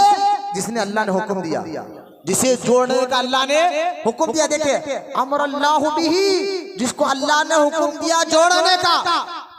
अब ये आयत मुबारका जिसमें अल्लाह कह रहा है कि ईमान वालों की पहचान, दूसरी पहचान ये कि वो जोड़ने वाले हैं, तोड़ने वाले नहीं। तो यहाँ अल्लाह ताला ने किसको जोड़ने का हुक्म दिया? बोलो ना सुभान अल्लाह। ये भी समझना है, कुरान पढ़ रहा हो चेहरे पे ताजगी लाइए। बोलो सुभान अल्लाह। ये रब ताला ने किसे कह रहा है कि जोड़ने का हुक्म? तो आपका ईमान और अकीदा बड़ा ताज़ा हो जाएगा जब आपको मालूम होगा कि अल्लाह पाक किसके लिए कह रहा है जोड़ने का हुक्म। तो आप दुरूद पाक पढ़े एक मरतबा, अल्लाहुम्मा सल्ली अला सय्यिदना मुहम्मदिन मादिन जूदी वल करम वाला आलिहि व बारिक व सल्लिम सलातु व सलामन अलैका या रसूल अल्लाह सल्लल्लाहु अलैहि वसल्लम। अब आइए कुरान में अल्लाह क्या कहता है, क्योंकि वक्त करीब आ रहा है, चेहरे देख रहा हूँ, बड़े मेहरबानी, मैं रुक रुक कर समझाऊंगा। आज जज्बात वाली तकरीर नहीं, बड़े प्यार से आपको समझाना है इंशाअल्लाह। तो आप देखिए दूसरी निशानी क्या है? वो ईमान वालों की दूसरी पहचान क्या है? वो जोड़ते हैं, तोड़ते नहीं, जोड़ने वाले। किसी जोड़ते? जिसे जोड़ने का अल्लाह ने हुक्म दिया। अब अल्लाह ने किसको हुक्म दिया, किससे जुड़े रहने का हुक्म दिया? तो इस आयत में तफसीर नईमी में हजरत नईमुद्दीन मुरादाबादी रहमतुल्लाह ताला फरमाते हैं 8 चीजें ऐसे हैं। कितने? 8 चीजें ऐसे हैं जिसमें अल्लाह ताला ने उनसे जुड़े रहने का हुक्म अता फरमाया। बोला मोहब्बत से सुभान अल्लाह। अब क्योंकि क्या ईमान वाले वो जोड़े रहते हैं उनसे जिनसे अल्लाह ने जुड़ने का हुक्म दिया। वो तोड़ने वाले जुड़ने वाले हैं। तो उन जुड़ने वालों में 8 लोग हैं जिनसे अल्लाह ने जोड़ने का हुक्म दिया है। उनमें सबसे पहले कुर्बान जाए नईमुद्दीन मुरादाबादी रहमतुल्लाहि ताला अलैह पर, अल्लाह उनकी मज़ार पर करोड़ों रहमत नाज़िल फरमाए। आज से ये नईमुद्दीन मुरादाबादी रहमतुल्लाहि ताला अलैह बहुत बड़े वली जिन्होंने इनकी जिंदगी वफा नहीं की, इंतकाल करके जल्दी, वरना इन्होंने 17 पारों की तफसीर की कुरान की और बहुत बड़े मुनाजिर थे, बहुत बड़े मुनाजिर। जैसे कि यहाँ एक यूपी का एक गांव था, उस गांव में एक आर्य समाज का एक गैर मुस्लिम वहां जाकर उस गांव के लोगों को ऐसा भटकाया कि सारे का सारा गांव मुसलमान था, उन्होंने मुर्तद हो गए पूरा गांव। उनको जाकर, जैसे कि हमारे पास यहाँ नरसिंह आनंद था जिसको मुफ्ती सलमान अजहरी ने चैलेंज किया था, तो इस तरह ये नया मामला नहीं है। वो उस दौर में, आज से 45 साल पहले की बात है, यूपी के एक इलाके में एक आर्य समाज का एक शख्स जो है जाकर लोगों को गलत बात बताकर कहता है छोड़ो असल इबादत क्या है, तो उनको कलमा पढ़ना छोड़ता है ना, मुर्तद कर देता है। तो यही नईमुद्दीन मुरादाबादी रहमतुल्लाह ताला अलैह और मौलाना हशमत अली खान रहमतुल्लाह ताला अलैह, ये ऐसे अल्लाह वाले हैं, ये दोनों बुजुर्ग इस गांव में अपने जान की परवाह नहीं करे, वहां जाकर लोगों को ललकारा और दीन की समझ बताई। बोला मोहब्बत से सुभान अल्लाह। ये नाम याद रखा करे, मुसलमानों पर इनका बड़ा एहसान है, और लोगों को बताकर यहाँ तक के लोगों को समझाया दीन क्या है, इस्लाम क्या है। तो वहां पर घूम फिर कर जब अपने दलाइल इन्होंने दिए दीन के बारे में, कुरान के बारे में, इस्लाम के बारे में, तो बाद लोगों ने कहा कि ठीक है, आप जो कह रहे हैं बात इस्लाम सच्चा है, इसका सबूत क्या है, दीन सच्चा है, इसका सबूत क्या है। तो हजरत नईमुद्दीन मुरादाबादी मौलाना हाशिमत अली खान रहमतुल्लाह ताला अलैह, ये ऐसे बुजुर्ग हैं, इन्होंने जलती आग में कहा चलो अगर हम इसमें अपना उस पुजारी से कहा अगर तेरा मजहब सच्चा है तू भी अपने सर का कपड़ा निकाल कर इस आग में डाल, हम भी अपने सर का इमामा निकाल कर इस आग में डालेंगे, जिसका कपड़ा नहीं जला उसका मजहब सच्चा हो। बोलो मोहब्बत से सुभान अल्लाह। फिर लोगों ने देखा कि हजरत ने अपना सर का इमामा निकाल कर जलती आग में डाला, तो आग कपड़े को तो दूर की बात है, आग ने हजरत के इमामे के तागे को तक नहीं जलाया। बोलो मोहब्बत से सुभान अल्लाह। ये है मौलाना हाशिमत अली खान रहमतुल्लाह अलैह, हजरत मौलाना मुफ्ती नईमुद्दीन मुरादाबादी रहमतुल्लाह ताला अलैह, उनकी लिखी हुई कुरान की तफसीर है। अब वो क्या कह रहे हैं आप? तफसीर कहते हैं कुरान के माने को खोलकर समझाना। तफसीर किसको कहते हैं? कुरान का तफसीर का माना है खोलकर समझाना। अब तफसीर सुनिए आप, जिसमें अल्लाह कहता है कि ईमान वालों की दूसरी निशानी ये है जिनको अल्लाह ने जोड़ने का हुक्म दिया उनसे जुड़ते हैं। बोलो ना सुभान अल्लाह। अब इनमें तफसीर नईमी में फरमाते हैं अल्लाह ने किन किन से जोड़ने का हुक्म दिया, तो तफसीर नईमी में आता है, आप फरमाते अल्लाह का हुक्म अहादीस से साबित है कि अल्लाह ताला ने सबसे पहले कहा मेरे हबीब से जुड़े रहो। बोलो मोहब्बत से सुभान अल्लाह। अब देखिए ईमान वालों की पहचान क्या है? जो अल्लाह जिनसे जुड़ने का हुक्म देता है ये उनसे जुड़े रहते। तो सबसे पहले अल्लाह ताला ने कई हदीस में है कि अल्लाह पाक फरमाता है मेरे हबीब की इताअत करो। कुरान की एक नहीं कई आयतें हैं, अतीउल्लाह व अतीउर रसूल। कहीं पर अल्लाह फरमाता है या अय्युहल्लज़ीना आमनू, ऐ ईमान वालो, अतीउल्लाह व अतीउर रसूल, अल्लाह का भी हुक्म मानो, उसके रसूल का भी हुक्म मानो। कहीं पर अल्लाह फरमाता है कुल इन कुंतुम तुहिब्बुनल्लाह फत्तबिऊनी युहब्बिकुमुल्लाह, ऐ हबीब कह दो जो अल्लाह से मोहब्बत करते हैं वो तेरी गुलामी करे, जो अल्लाह से मोहब्बत करते हैं वो तेरी इताअत करे। दो आयत मैंने अभी आपको पढ़कर सुना दिया है जिसमें अल्लाह फरमाता है कि मेरे हबीब से जुड़े रहो, मेरे हबीब से जुड़े रहो, यानी उनका हुक्म मानो, उनकी इताअत करो, उनकी इत्तिबा करो। दुरूद पाक पढ़े। मैं उठने बैठने वालों को बाहर ही बिठा दो, अंदर आने न को दो, ठीक है? उनको बाहर क्या है कि हुजूर जो कहते हैं अलैहिस्सलातु वस्सलाम, जो हुजूर जो कहते हैं बस उसको दिल जमाई से अमल करते रहो, उन बात पर शक मत करो। हुजूर की उस बात पर और यकीनन जाने हुजूर के जो जो फरामीन है, आज क्या क़यामत तक मुसलमान, आज तक भी या क़यामत तक भी मुसलमान उस पर अमल करता रहे तो अल्लाह ताला दोनों जहां में उसको कामयाबी जरूर अता फरमाएगा। पिछले मुसलमान क्यों कामयाब होते थे? थोड़े मुट्ठी भर थे लेकिन हजारों दुश्मनों पर भारी पड़ते थे। आज हम लाखों है और मुट्ठी भर से मुकाबला नहीं कर पा रहे हैं। वजह क्या है कि हमारा ताल्लुक हुजूर से टूट गया। जो अल्लाह ने हुक्म अता फरमाया था हमने हुजूर की इताअत को दूर फेंक दिया है। माज़अल्लाह हम इतने दूर हो गए हुजूर की इताअत से, हम ना उनकी मोहब्बत ना उनकी इताअत। बल्कि आज देख ले कि अगर आज कोई तंजीम भी अगर कोई बनाता है, कोई शख्स कोई तंजीम बनाता है ना, तो तंजीम में क्या है, जितने कारकुन उस तंजीम से जुड़ते हैं, जितने लीडर उस लीडर की बात पे आकर जुड़ते हैं, तो तंजीम में सबसे पहली चीज उस तंजीम को मजबूत अगर करती है तो जिस लीडर की बात सुनकर आप जमा है उस पर पूरा यकीन रखें। है ना, उसकी बात पर यकीन रखे, उसके हर बात पर यकीन रखे। तंजीम का जो बड़ा लीडर है और उस तंजीम में आने वाले लोग उस लीडर की बात सुनकर जुड़ते हैं, उस बात को समझते हैं, तो जब तक उस लीडर की बात सुनकर तंजीम के लोग जुड़े रहेंगे, उस तंजीम को कोई हिला नहीं सकता, उसमें कोई फूट नहीं डाल सकता, उसमें कोई खराबी नहीं डाल सकती है। आज देख लीजिए कुछ लोग अपनी तंजीमों के इतने मजबूत, अपने लीडर के इतने मजबूत हो जाते हैं जो उनकी हिदायत के बगैर कोई काम ही नहीं करते। ठीक है, आप उनकी हिदायत पे अमल करते हैं, करते रहो। असल हिदायत जिस पर मानना है, अल्लाह ने ईमान वालों को कहा है वो ये कि जिनसे अल्लाह ने जुड़ने का हुक्म दे जुड़ते हैं, वो रसूल की इताअत है। और मेरे आका रहमत कौनैन को अल्लाह ने तो हर ऐब से पाक पैदा फरमाया। जो हुजूर जो कहते हैं, हुजूर की इताअत में दुनिया का भी फायदा है, खबर का भी फायदा है और आखिरत का भी फायदा है। तो खैर पहले ये कि हम, अब इस पर बहुत लंबी गुफ्तगू हो सकती है, वक्त खत्म हो रहा है, मैं आधे से बात कर रहा हूँ कि अल्लाह पाक ने फरमाया कि अहले ईमान की दूसरी पहचान ये, जिनसे अल्लाह जुड़ने का हुक्म देता है उनसे जुड़ते हैं। तो पहले जुड़ना कैसे? हुजूर की इताअत, बोलो मोहब्बत से सुभान अल्लाह। हुजूर की इताअत। अच्छा, इताअत और इत्तिबा दोनों में फर्क है। अल्लाह ताला ने फरमाया मेरे हबीब की इताअत भी करो और इत्तिबा भी करो, हुक्म भी मानो, इत्तिबा भी करो। आप कहेंगे मौलाना दोनों में फर्क क्या है? इताअत कहते हैं कि हुजूर कहे ये काम करो तो करना, इसको इताअत कहते हैं।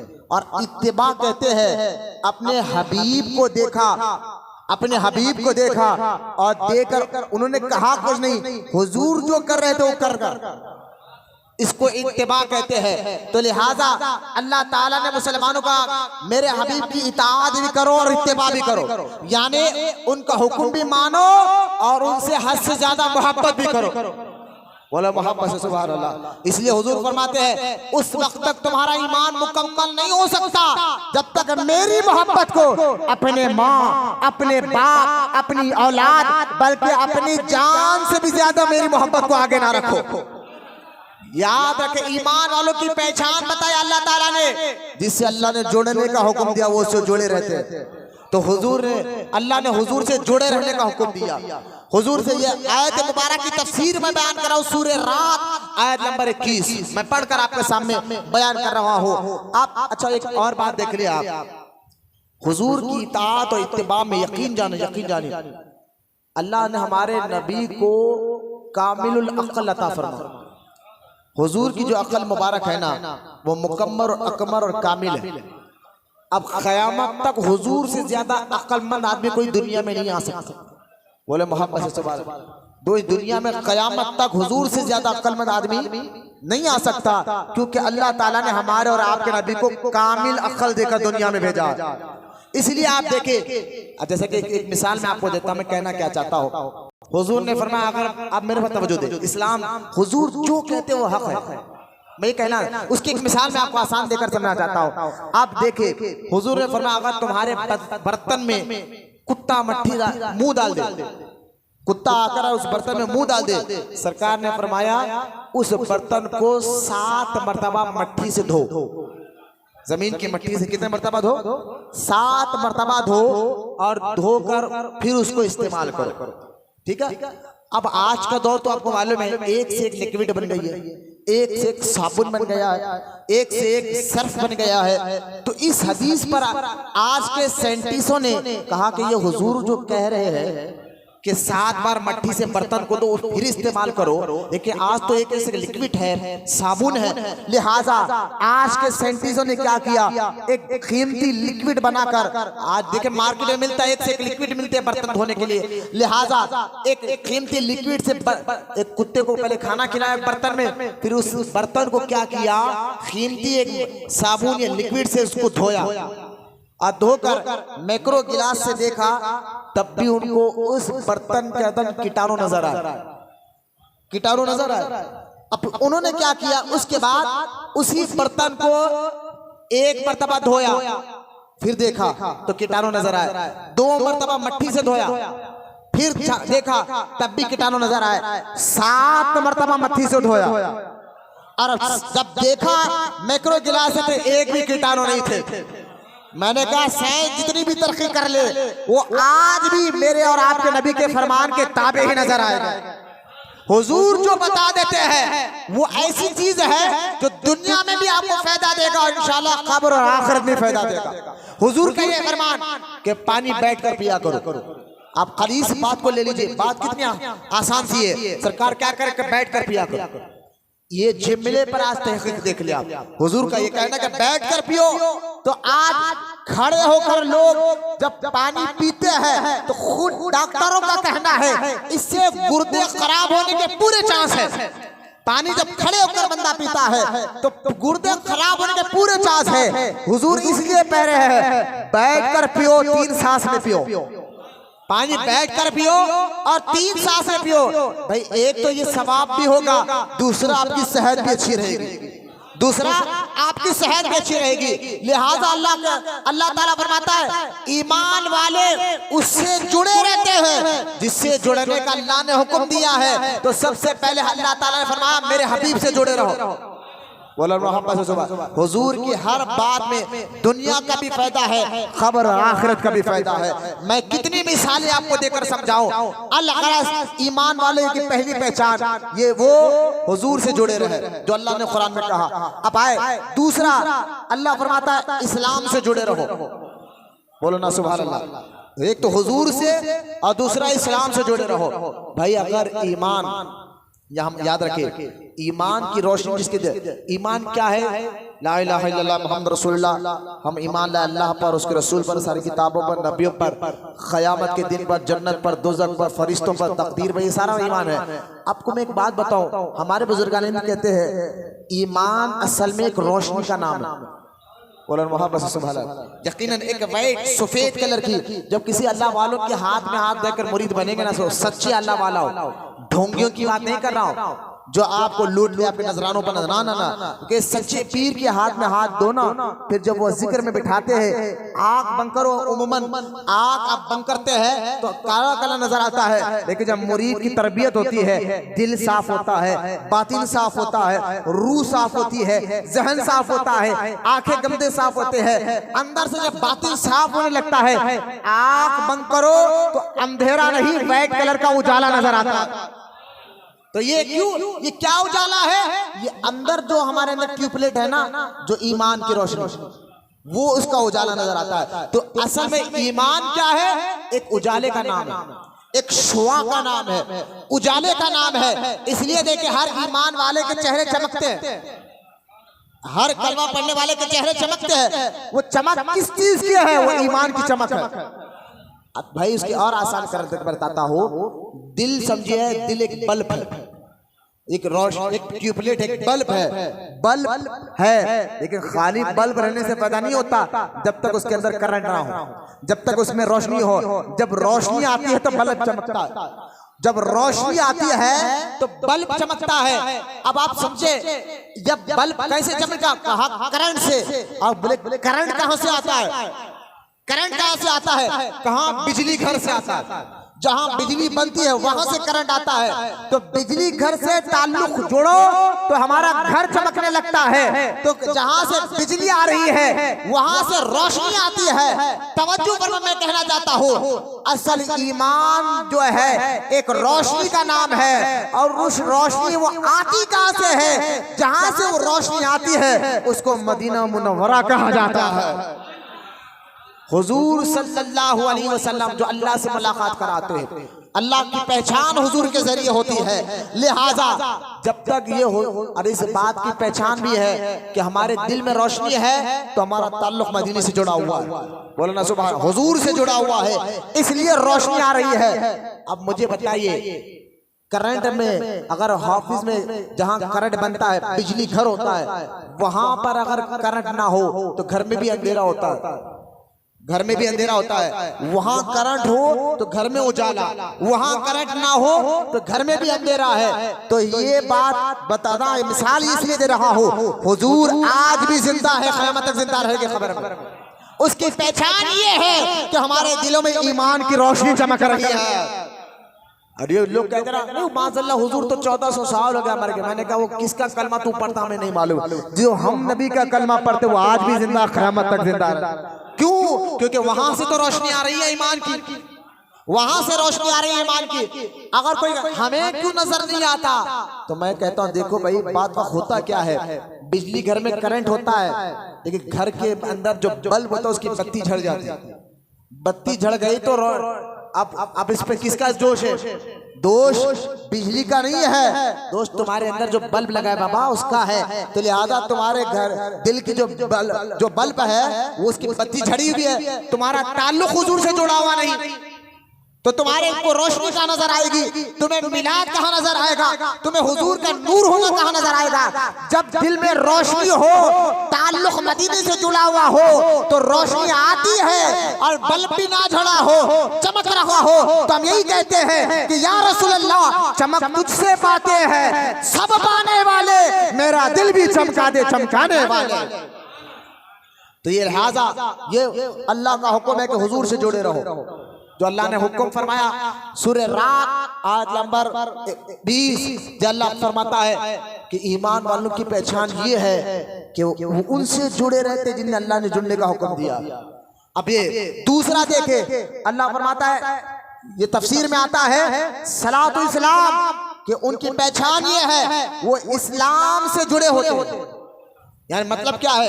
रसूल से जुड़े रहते हैं, इस्लाम से जुड़े, यानी वो अमल और किरदार में, अपने जाहिर में भी, अपने बातिन में भी, हर वक्त उनके कुरान, उनके सोच में, उनके अमल में और उनके दिल में हर वक्त इस्लाम और कुरान की सोच और फिक्र मौजूद होती है। बोलो मोहब्बत से जोड़ने का हुक्म दे रहा अल्लाह, किन से? रसूल से, किन से? कुरान से, इस्लाम से। तो आज भी आप देखें जब हम अमल की दुनिया में रहे, बैठ जाइए जहां जगह मिले खांदे मत फैलाइए, बैठ जाइए। ऐसा आपको कह रहा हूं, ऐसा मत आइए, नहीं आना, ऐसा मना है।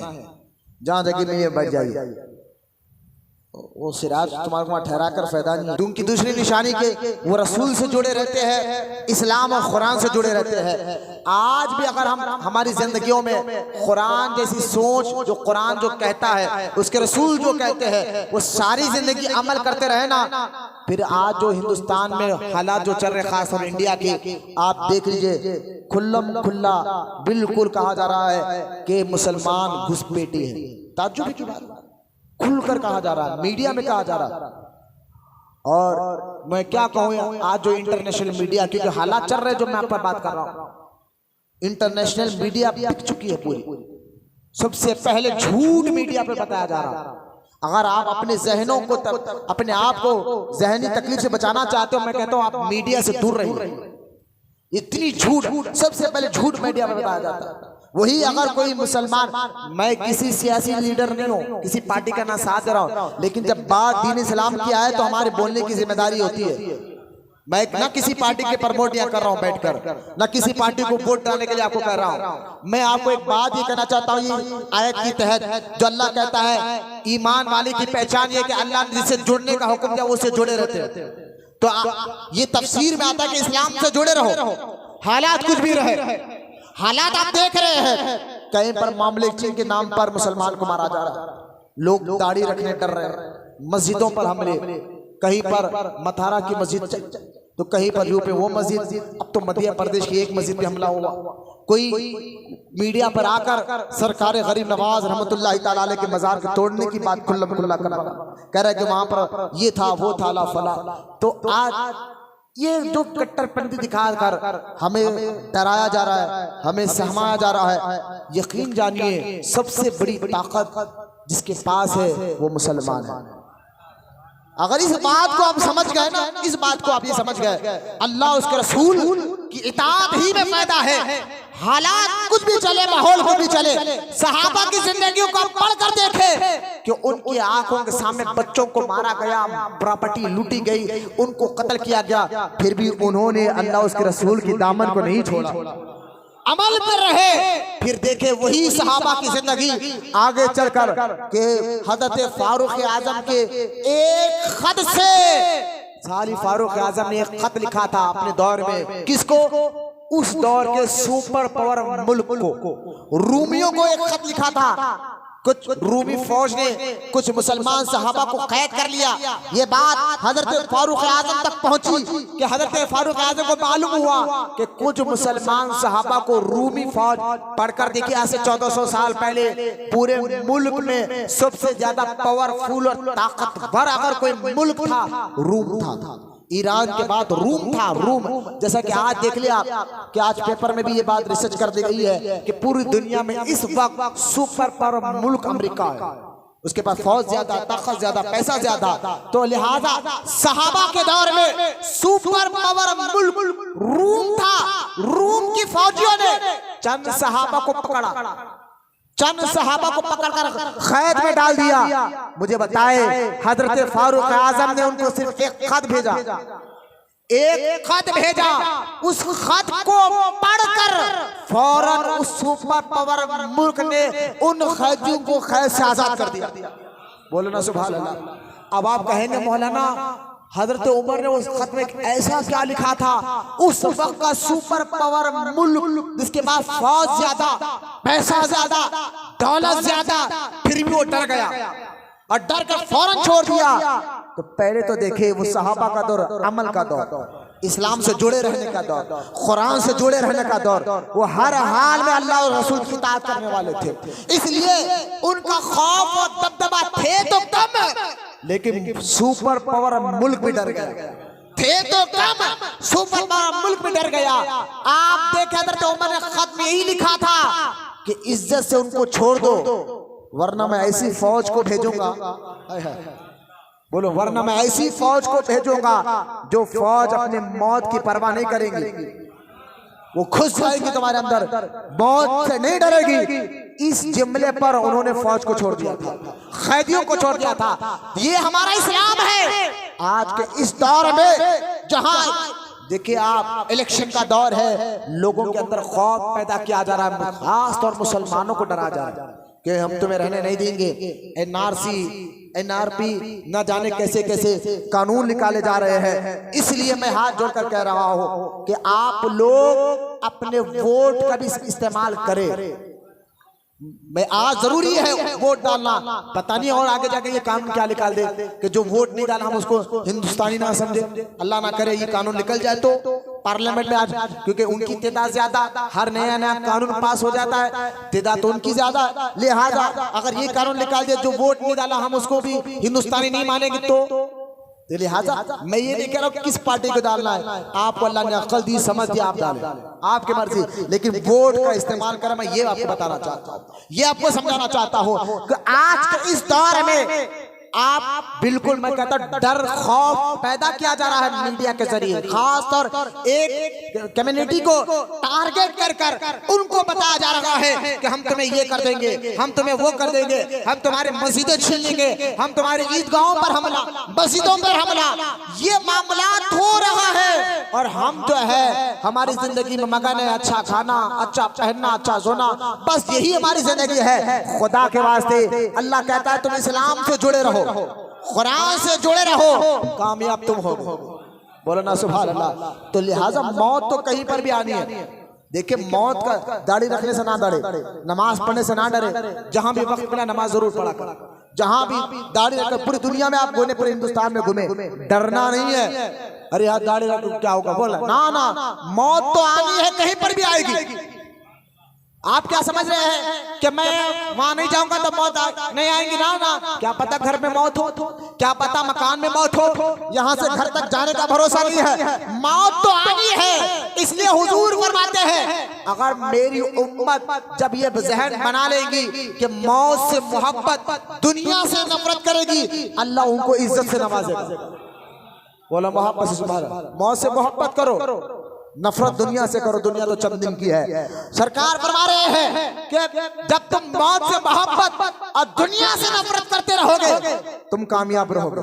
और जहां पर तुम्हारे दिमाग में आ जाएगा मौत से डर, दुनिया से मोहब्बत हो जाएगी, तो अल्लाह तुम्हें दोनों जहां में क्या, दुनिया में भी जलील होते रहोगे, आज हम जलील की रुसवा क्यों हो रहे? मस्जिदें जा रही हम कुछ नहीं पा रहे, ईदगाह जा रहे हम कुछ नहीं कर पा रहे, हमारे सामने बोला जा रहा है मीडिया में कि तुम्हें ये कर दिया जाएगा, और जब पलट कर हम कुछ बोले तो हमें कैद में डाला जा रहा है। मुफ्ती सलमान अज़हरी साहब ने क्या कहा था? हक बात कह दी। किसी कम्युनिटी को, किसी जात, किसी मजहब को उन्होंने टारगेट नहीं किया था, जो बात उन्होंने कहा था। लेकिन आज भी देखिए 3 महीने से ज्यादा अरसा हो गया, 3 महीने से ज्यादा दिन हो गए हैं, आज भी वो गुजरात के एक शहर के जेल में बंद पड़े हुए हैं। तो लिहाजा जो बोलते हैं उनको भी कैद में डाला जा रहा है। खैर, अल्लाह वाले कैद में रहकर भी अल्लाह का काम करते हैं। ये कैद में डालना ये डर की बात नहीं है भाई। मुजद्दिद पाक मुजद्दिद अल-फिसानी को भी, अल्लाह के इतने बड़े वली को भी 2 साल जेल में डाला गया था। दिल्ली के गोलियार के किले में डाला गया था। जब 2 साल के बाद मुजद्दिद पाक जेल से रिहा हुए तो 2 साल के अंदर जितने कैदी थे ना, वो सच्चे पक्के वली बन गए थे उनकी सोहबत में रहकर। वो कैदी हुआ तो अल्लाह जहां चाहे काम लेता अल्लाह वालों से। तो खैर, तो आपको मैं बताना चाहता हूँ, इस्लाम से आप जुड़े रहे, ये जुड़े रहने का अल्लाह हुक्म दे रहा है। कुरान को हमेशा जहन में रखे, कुरान के हुक्म को, रसूल के हुक्म को हमेशा जहन में रखे, हालात को मत देखे, अल्लाह उसके रसूल की इताअत करते रहे, दीन पर अमल करते रहे, तो कोई भी आपका बाल भी बींगा नहीं कर सकता। असल ये चीज आपको समझना होगा कि हम इस्लाम से जुड़े रहे। कोई लीडर आकर के हमें पहुंचाओ, हम क्या ही कर देंगे, हम जाकर ये कर देंगे, ठीक है भाई, जाहिर तौर पर आप करेंगे, लेकिन असल ताल्लुक अल्लाह उसके रसूल से, असल ताल्लुक अमल से, असल ताल्लुक जो है इताअत से, असल ताल्लुक हमारा होना चाहिए कुरान से, हदीस से, दीन से, अमल से। जब इससे हमारा ताल्लुक मजबूत हो जाएगा, फिर आप देखें मैदान बदर में सिर्फ 313 थे, सिर्फ 313 थे, दुश्मन 1000 थे, लेकिन अल्लाह ने उन 313 को कामयाबी अता फरमाई। मैदान बदर के वाक़े को, चलिए बहुत दूर हो गया, अगर आप कई बुजुर्गों के वाक़े अगर आप बताऊं तो एक वली एक जगह जाकर पूरे इलाके को सुधार कराता है। अगर आप देखें यहाँ से 175 किलोमीटर पर, मैं आपको बात समझा रहा, अगर आपका ताल्लुक अल्लाह उसके रसूल से मजबूत रहे और कुरान और हदीस पर मजबूती से अमल करते रहे, फिर आपको कोई बाल भी बेंगा नहीं कर सकता। छोड़िए इनको, क्या ये धमकी देते रहेंगे, अमल करें, दीन से दूर ना रहे, दाढ़ी से नफरत ना करें, इबादत से नफरत ना करें। हम नहीं करते हैं, लेकिन मैं समझाने के लिए कह रहा हूँ, बताने के लिए कह रहा हूँ। आप ताल्लुक को मजबूत कर देखे, फिर इज्जत अल्लाह कैसे देगा। देखे आप यहाँ से अगर 175 किलोमीटर दूर चले जाए, यही रोड बहादुरपुर से करनूल के करीब एक गांव आता है, उस गांव का नाम है अलमपुर। मैं आपको एक मिसाल दे रहा हूँ, जब ताल्लुक अल्लाह रसूल से मजबूत हो जाए, फिर देखिए अल्लाह कैसे इज्जत देता है। अलमपुर वो इलाका, अलमपुर में एक अल्लाह के बहुत बड़े वली जिनका नाम था शाह अली पहलवान शहीद रहमतुल्लाह अलैह। गालिबन इसी महीने के आखिर में आपका उर्स आता है, अल्लाह उनके फैजान से माला माल फरमाए। जब वो उस अलमपुर के उस इलाके में गए, जहां वो इलाका आज इस वक्त भी आरएसएस का गढ़ है, अलमपुर का वो गांव आज भी इस वक्त भी आरएसएस का गढ़ है। वो उस आज से 300-400 साल पहले उस इलाके में गए, वहां के लोगों ने आकर उनको कहा कि तुम मुसलमान हमारे इलाके में नहीं रह सकते, यहाँ से उठो, यहाँ से चले जाओ। हज़रत ने बड़ी प्यार और मोहब्बत से कहा कि मैं यहाँ किसी को तकलीफ पहुंचाने नहीं आया, मैं अपनी इबादत में रहूंगा, तुम लोग को मैं तकलीफ नहीं दूंगा। लेकिन वो लोग माने नहीं। हजरत को यहाँ तक के बहुत सताया, हजरत सब्र करते रहे, यहाँ तक के हजरत इबादत में बैठे थे तो उन्होंने कहा ये सीधा आदमी बोलने से जा नहीं पाएगा, पीछे से आकर हजरत का गर्दन काट दिया, सर निकाल दिया। 300 साल पहले गर्दन निकालना था, हजरत का जिस्म बगैर सर के 3 किलोमीटर तक उनसे लड़ता रहा। बोले मोहब्बत से सुभान अल्लाह। अभी आप मैं बता, अभी बात खत्म नहीं, लड़ता रहा। वो दुश्मन परेशान हो गए, ये क्या बंदा बढ़कर सर के लड़ रहा है। ये ताकत इस्लाम की है, ये ताकत कुरान और हदीस की है, ये ताकत सच्ची गुलामी की है। तुम बनो तो सही अल्लाह के सच्चे बंदे, फिर अल्लाह ताकत कैसी देता देखिए। तो बनो तो सही अल्लाह के हुक्म पर अमल करने वाले, हालात को मत देखो, अल्लाह के हुक्म पर अमल करते रहो, दीन पर अमल करते रहो, अमल करते रहो, अल्लाह मजबूती तुम्हें देगा। और तुम्हें देखकर अच्छे की पैर गीली ना हो जाए तो पता चला। आप पहले मजबूत हो जाए अमल से, मजबूत हो जाए कुरान हदीस पे। ये अल्लाह वाले बगैर सर के 3 किलोमीटर तक मारते रहे, यहाँ तक के वो डर गए, डर कर भागते भागते भागते एक उनकी इबादत गाह के अंदर जाकर छुप गए, जो उनकी बना हुई मंदिर थी वहां उसमें जाकर छुप गए। हजरत का जिस्म, सर नहीं खाली जिस्म, बगैर सर के। बैठ जाओ जी पटेल भाई, बैठ जाओ, पैरा खुरदने मत आओ। जब वो जाकर दरवाजा लगा लिया, हजरत ने अपने कोनी से दीवार पर मारा, बगैर जिस्म के, बगैर सर के, कोनी से अपने हाथ से मारा। आज भी देखो उस पत्थर पर हजरत के हाथ के निशान है कोनियों के। और दरवाजा टूटा, अंदर हजरत चले गए, उनकी बात के अंदर जाकर उनको कत्ल किया।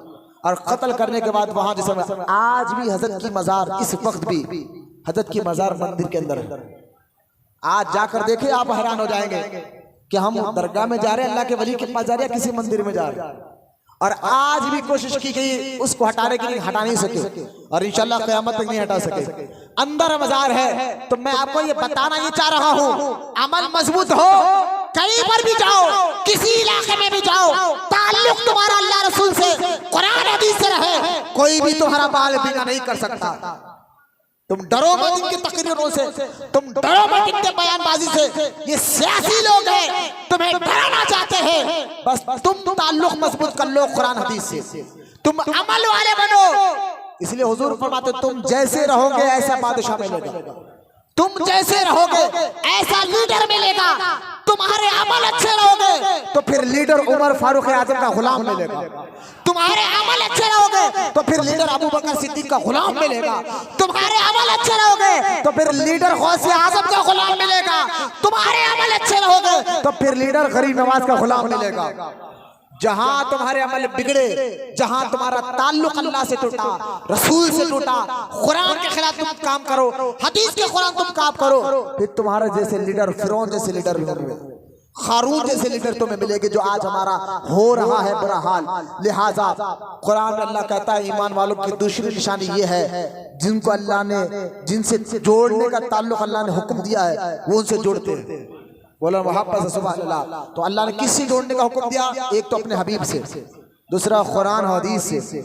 अब मैं इस पे और डिटेल और भी इसी पर बात खत्म कर रहा हूँ। अल्लाह जिंदगी बाकी रखा तो आने वाले जुमा में इंशाअल्लाह इस आयत की, आयत नंबर 22, आयत नंबर 23 की तफसीर आपके सामने करूंगा। ईमान वालों की 8 निशानियों को अल्लाह ने कुरान में बयान करवाया, उसमें मैं सिर्फ 2 निशानियों को बयान कर चुका हूँ, वक्त खत्म हो गया। अल्हम्दुलिल्लाह 2 निशानियों में 1.5 घंटा हो गया बयान करने में। अल्लाह दुआ करें अल्लाह मेरे इल्म में अमल में इजाफा फरमाए। इंशाअल्लाह वक्त मिला तो आने वाले जुमा में इसी टॉपिक को हम दूसरा पार्ट लेंगे। आप 12:45 तक आ जाए। बस हालात, आखिरी बात, वोट का इस्तेमाल करें, किसको डालना वो आपकी अक्ल, आप अक्लमंद लोग हैं, वोट बिल्कुल सुस्ती का हली ना करें। और दूसरी बात यह है कि अमल के मैदान में मजबूत रहिए। फिर आप ना मीडिया से जो हो रहा है दुनिया भर में, इनसे आपको डरने की जरूरत नहीं, क्योंकि मुसलमान सिर्फ अल्लाह से डरता है। उसको मालूम है मौत आई तो शहादत की मौत, बोला ना सुभान अल्लाह। या तो शहीद बनो या तो गाजी बनो। गीदड़ वाली जिंदगी मुसलमान जीता नहीं, समझे ना। मुसलमान तो अपने देश के लिए जान देने के लिए तैयार है। वो हम फख्र है हमें कि हम हिंदुस्तानी हैं, हमें मोहब्बत है अपने इंडिया से। कि इसलिए देखिए आप ये कलाम भी जो लिखा गया, सारे जहां से अच्छा हिंदुस्तान हमारा, ये लिखने वाला भी मुसलमान था, अल्लामा इकबाल ने इसको लिखा है। तो लिहाजा ये फख्र हमें आज भी हम हिंदुस्तानी है, हमें मत डराओ, हमें मत डराओ, हम घुसपैठी नहीं है। हमारे बाप आदम अलैहिस्सलाम का मुल्क हिंदुस्तान है, हमारे बाप आदम अलैहिस्सलाम जन्नत से हिंदुस्तान ही में आए थे, ये उनका मुल्क है और बाप के बच्चे हम हैं अल्हम्दुलिल्लाह। तो हमें मत डराओ कि हम घुसपैठे नहीं है, मुसलमान है। एक तो डर से अल्लाह का रखो, दूसरा अमल मजबूती में आ जाओ। आप बस अमल करें, पढ़ेंगे ना इंशाअल्लाह, दीन के सारे अहकाम पर अमल करें, बोलो इंशाअल्लाह। फिर देखे अल्लाह दोनों जहां में इज्जत आपको अता फरमाएगा। डरने की जरूरत नहीं है, अमल की जिंदगी में मजबूत कर लो, जितना हो सके अमल को मजबूत कर लो, फिर देखो कोई आपको कुछ नहीं कर सकेगा। ये 2 बातें अल्लाह हम तमाम को कहने सुनने से ज्यादा अमल की तौफीक अता फरमाए, आमीन। बस एक बात सुनकर इंशाअल्लाह हम सुन्नत के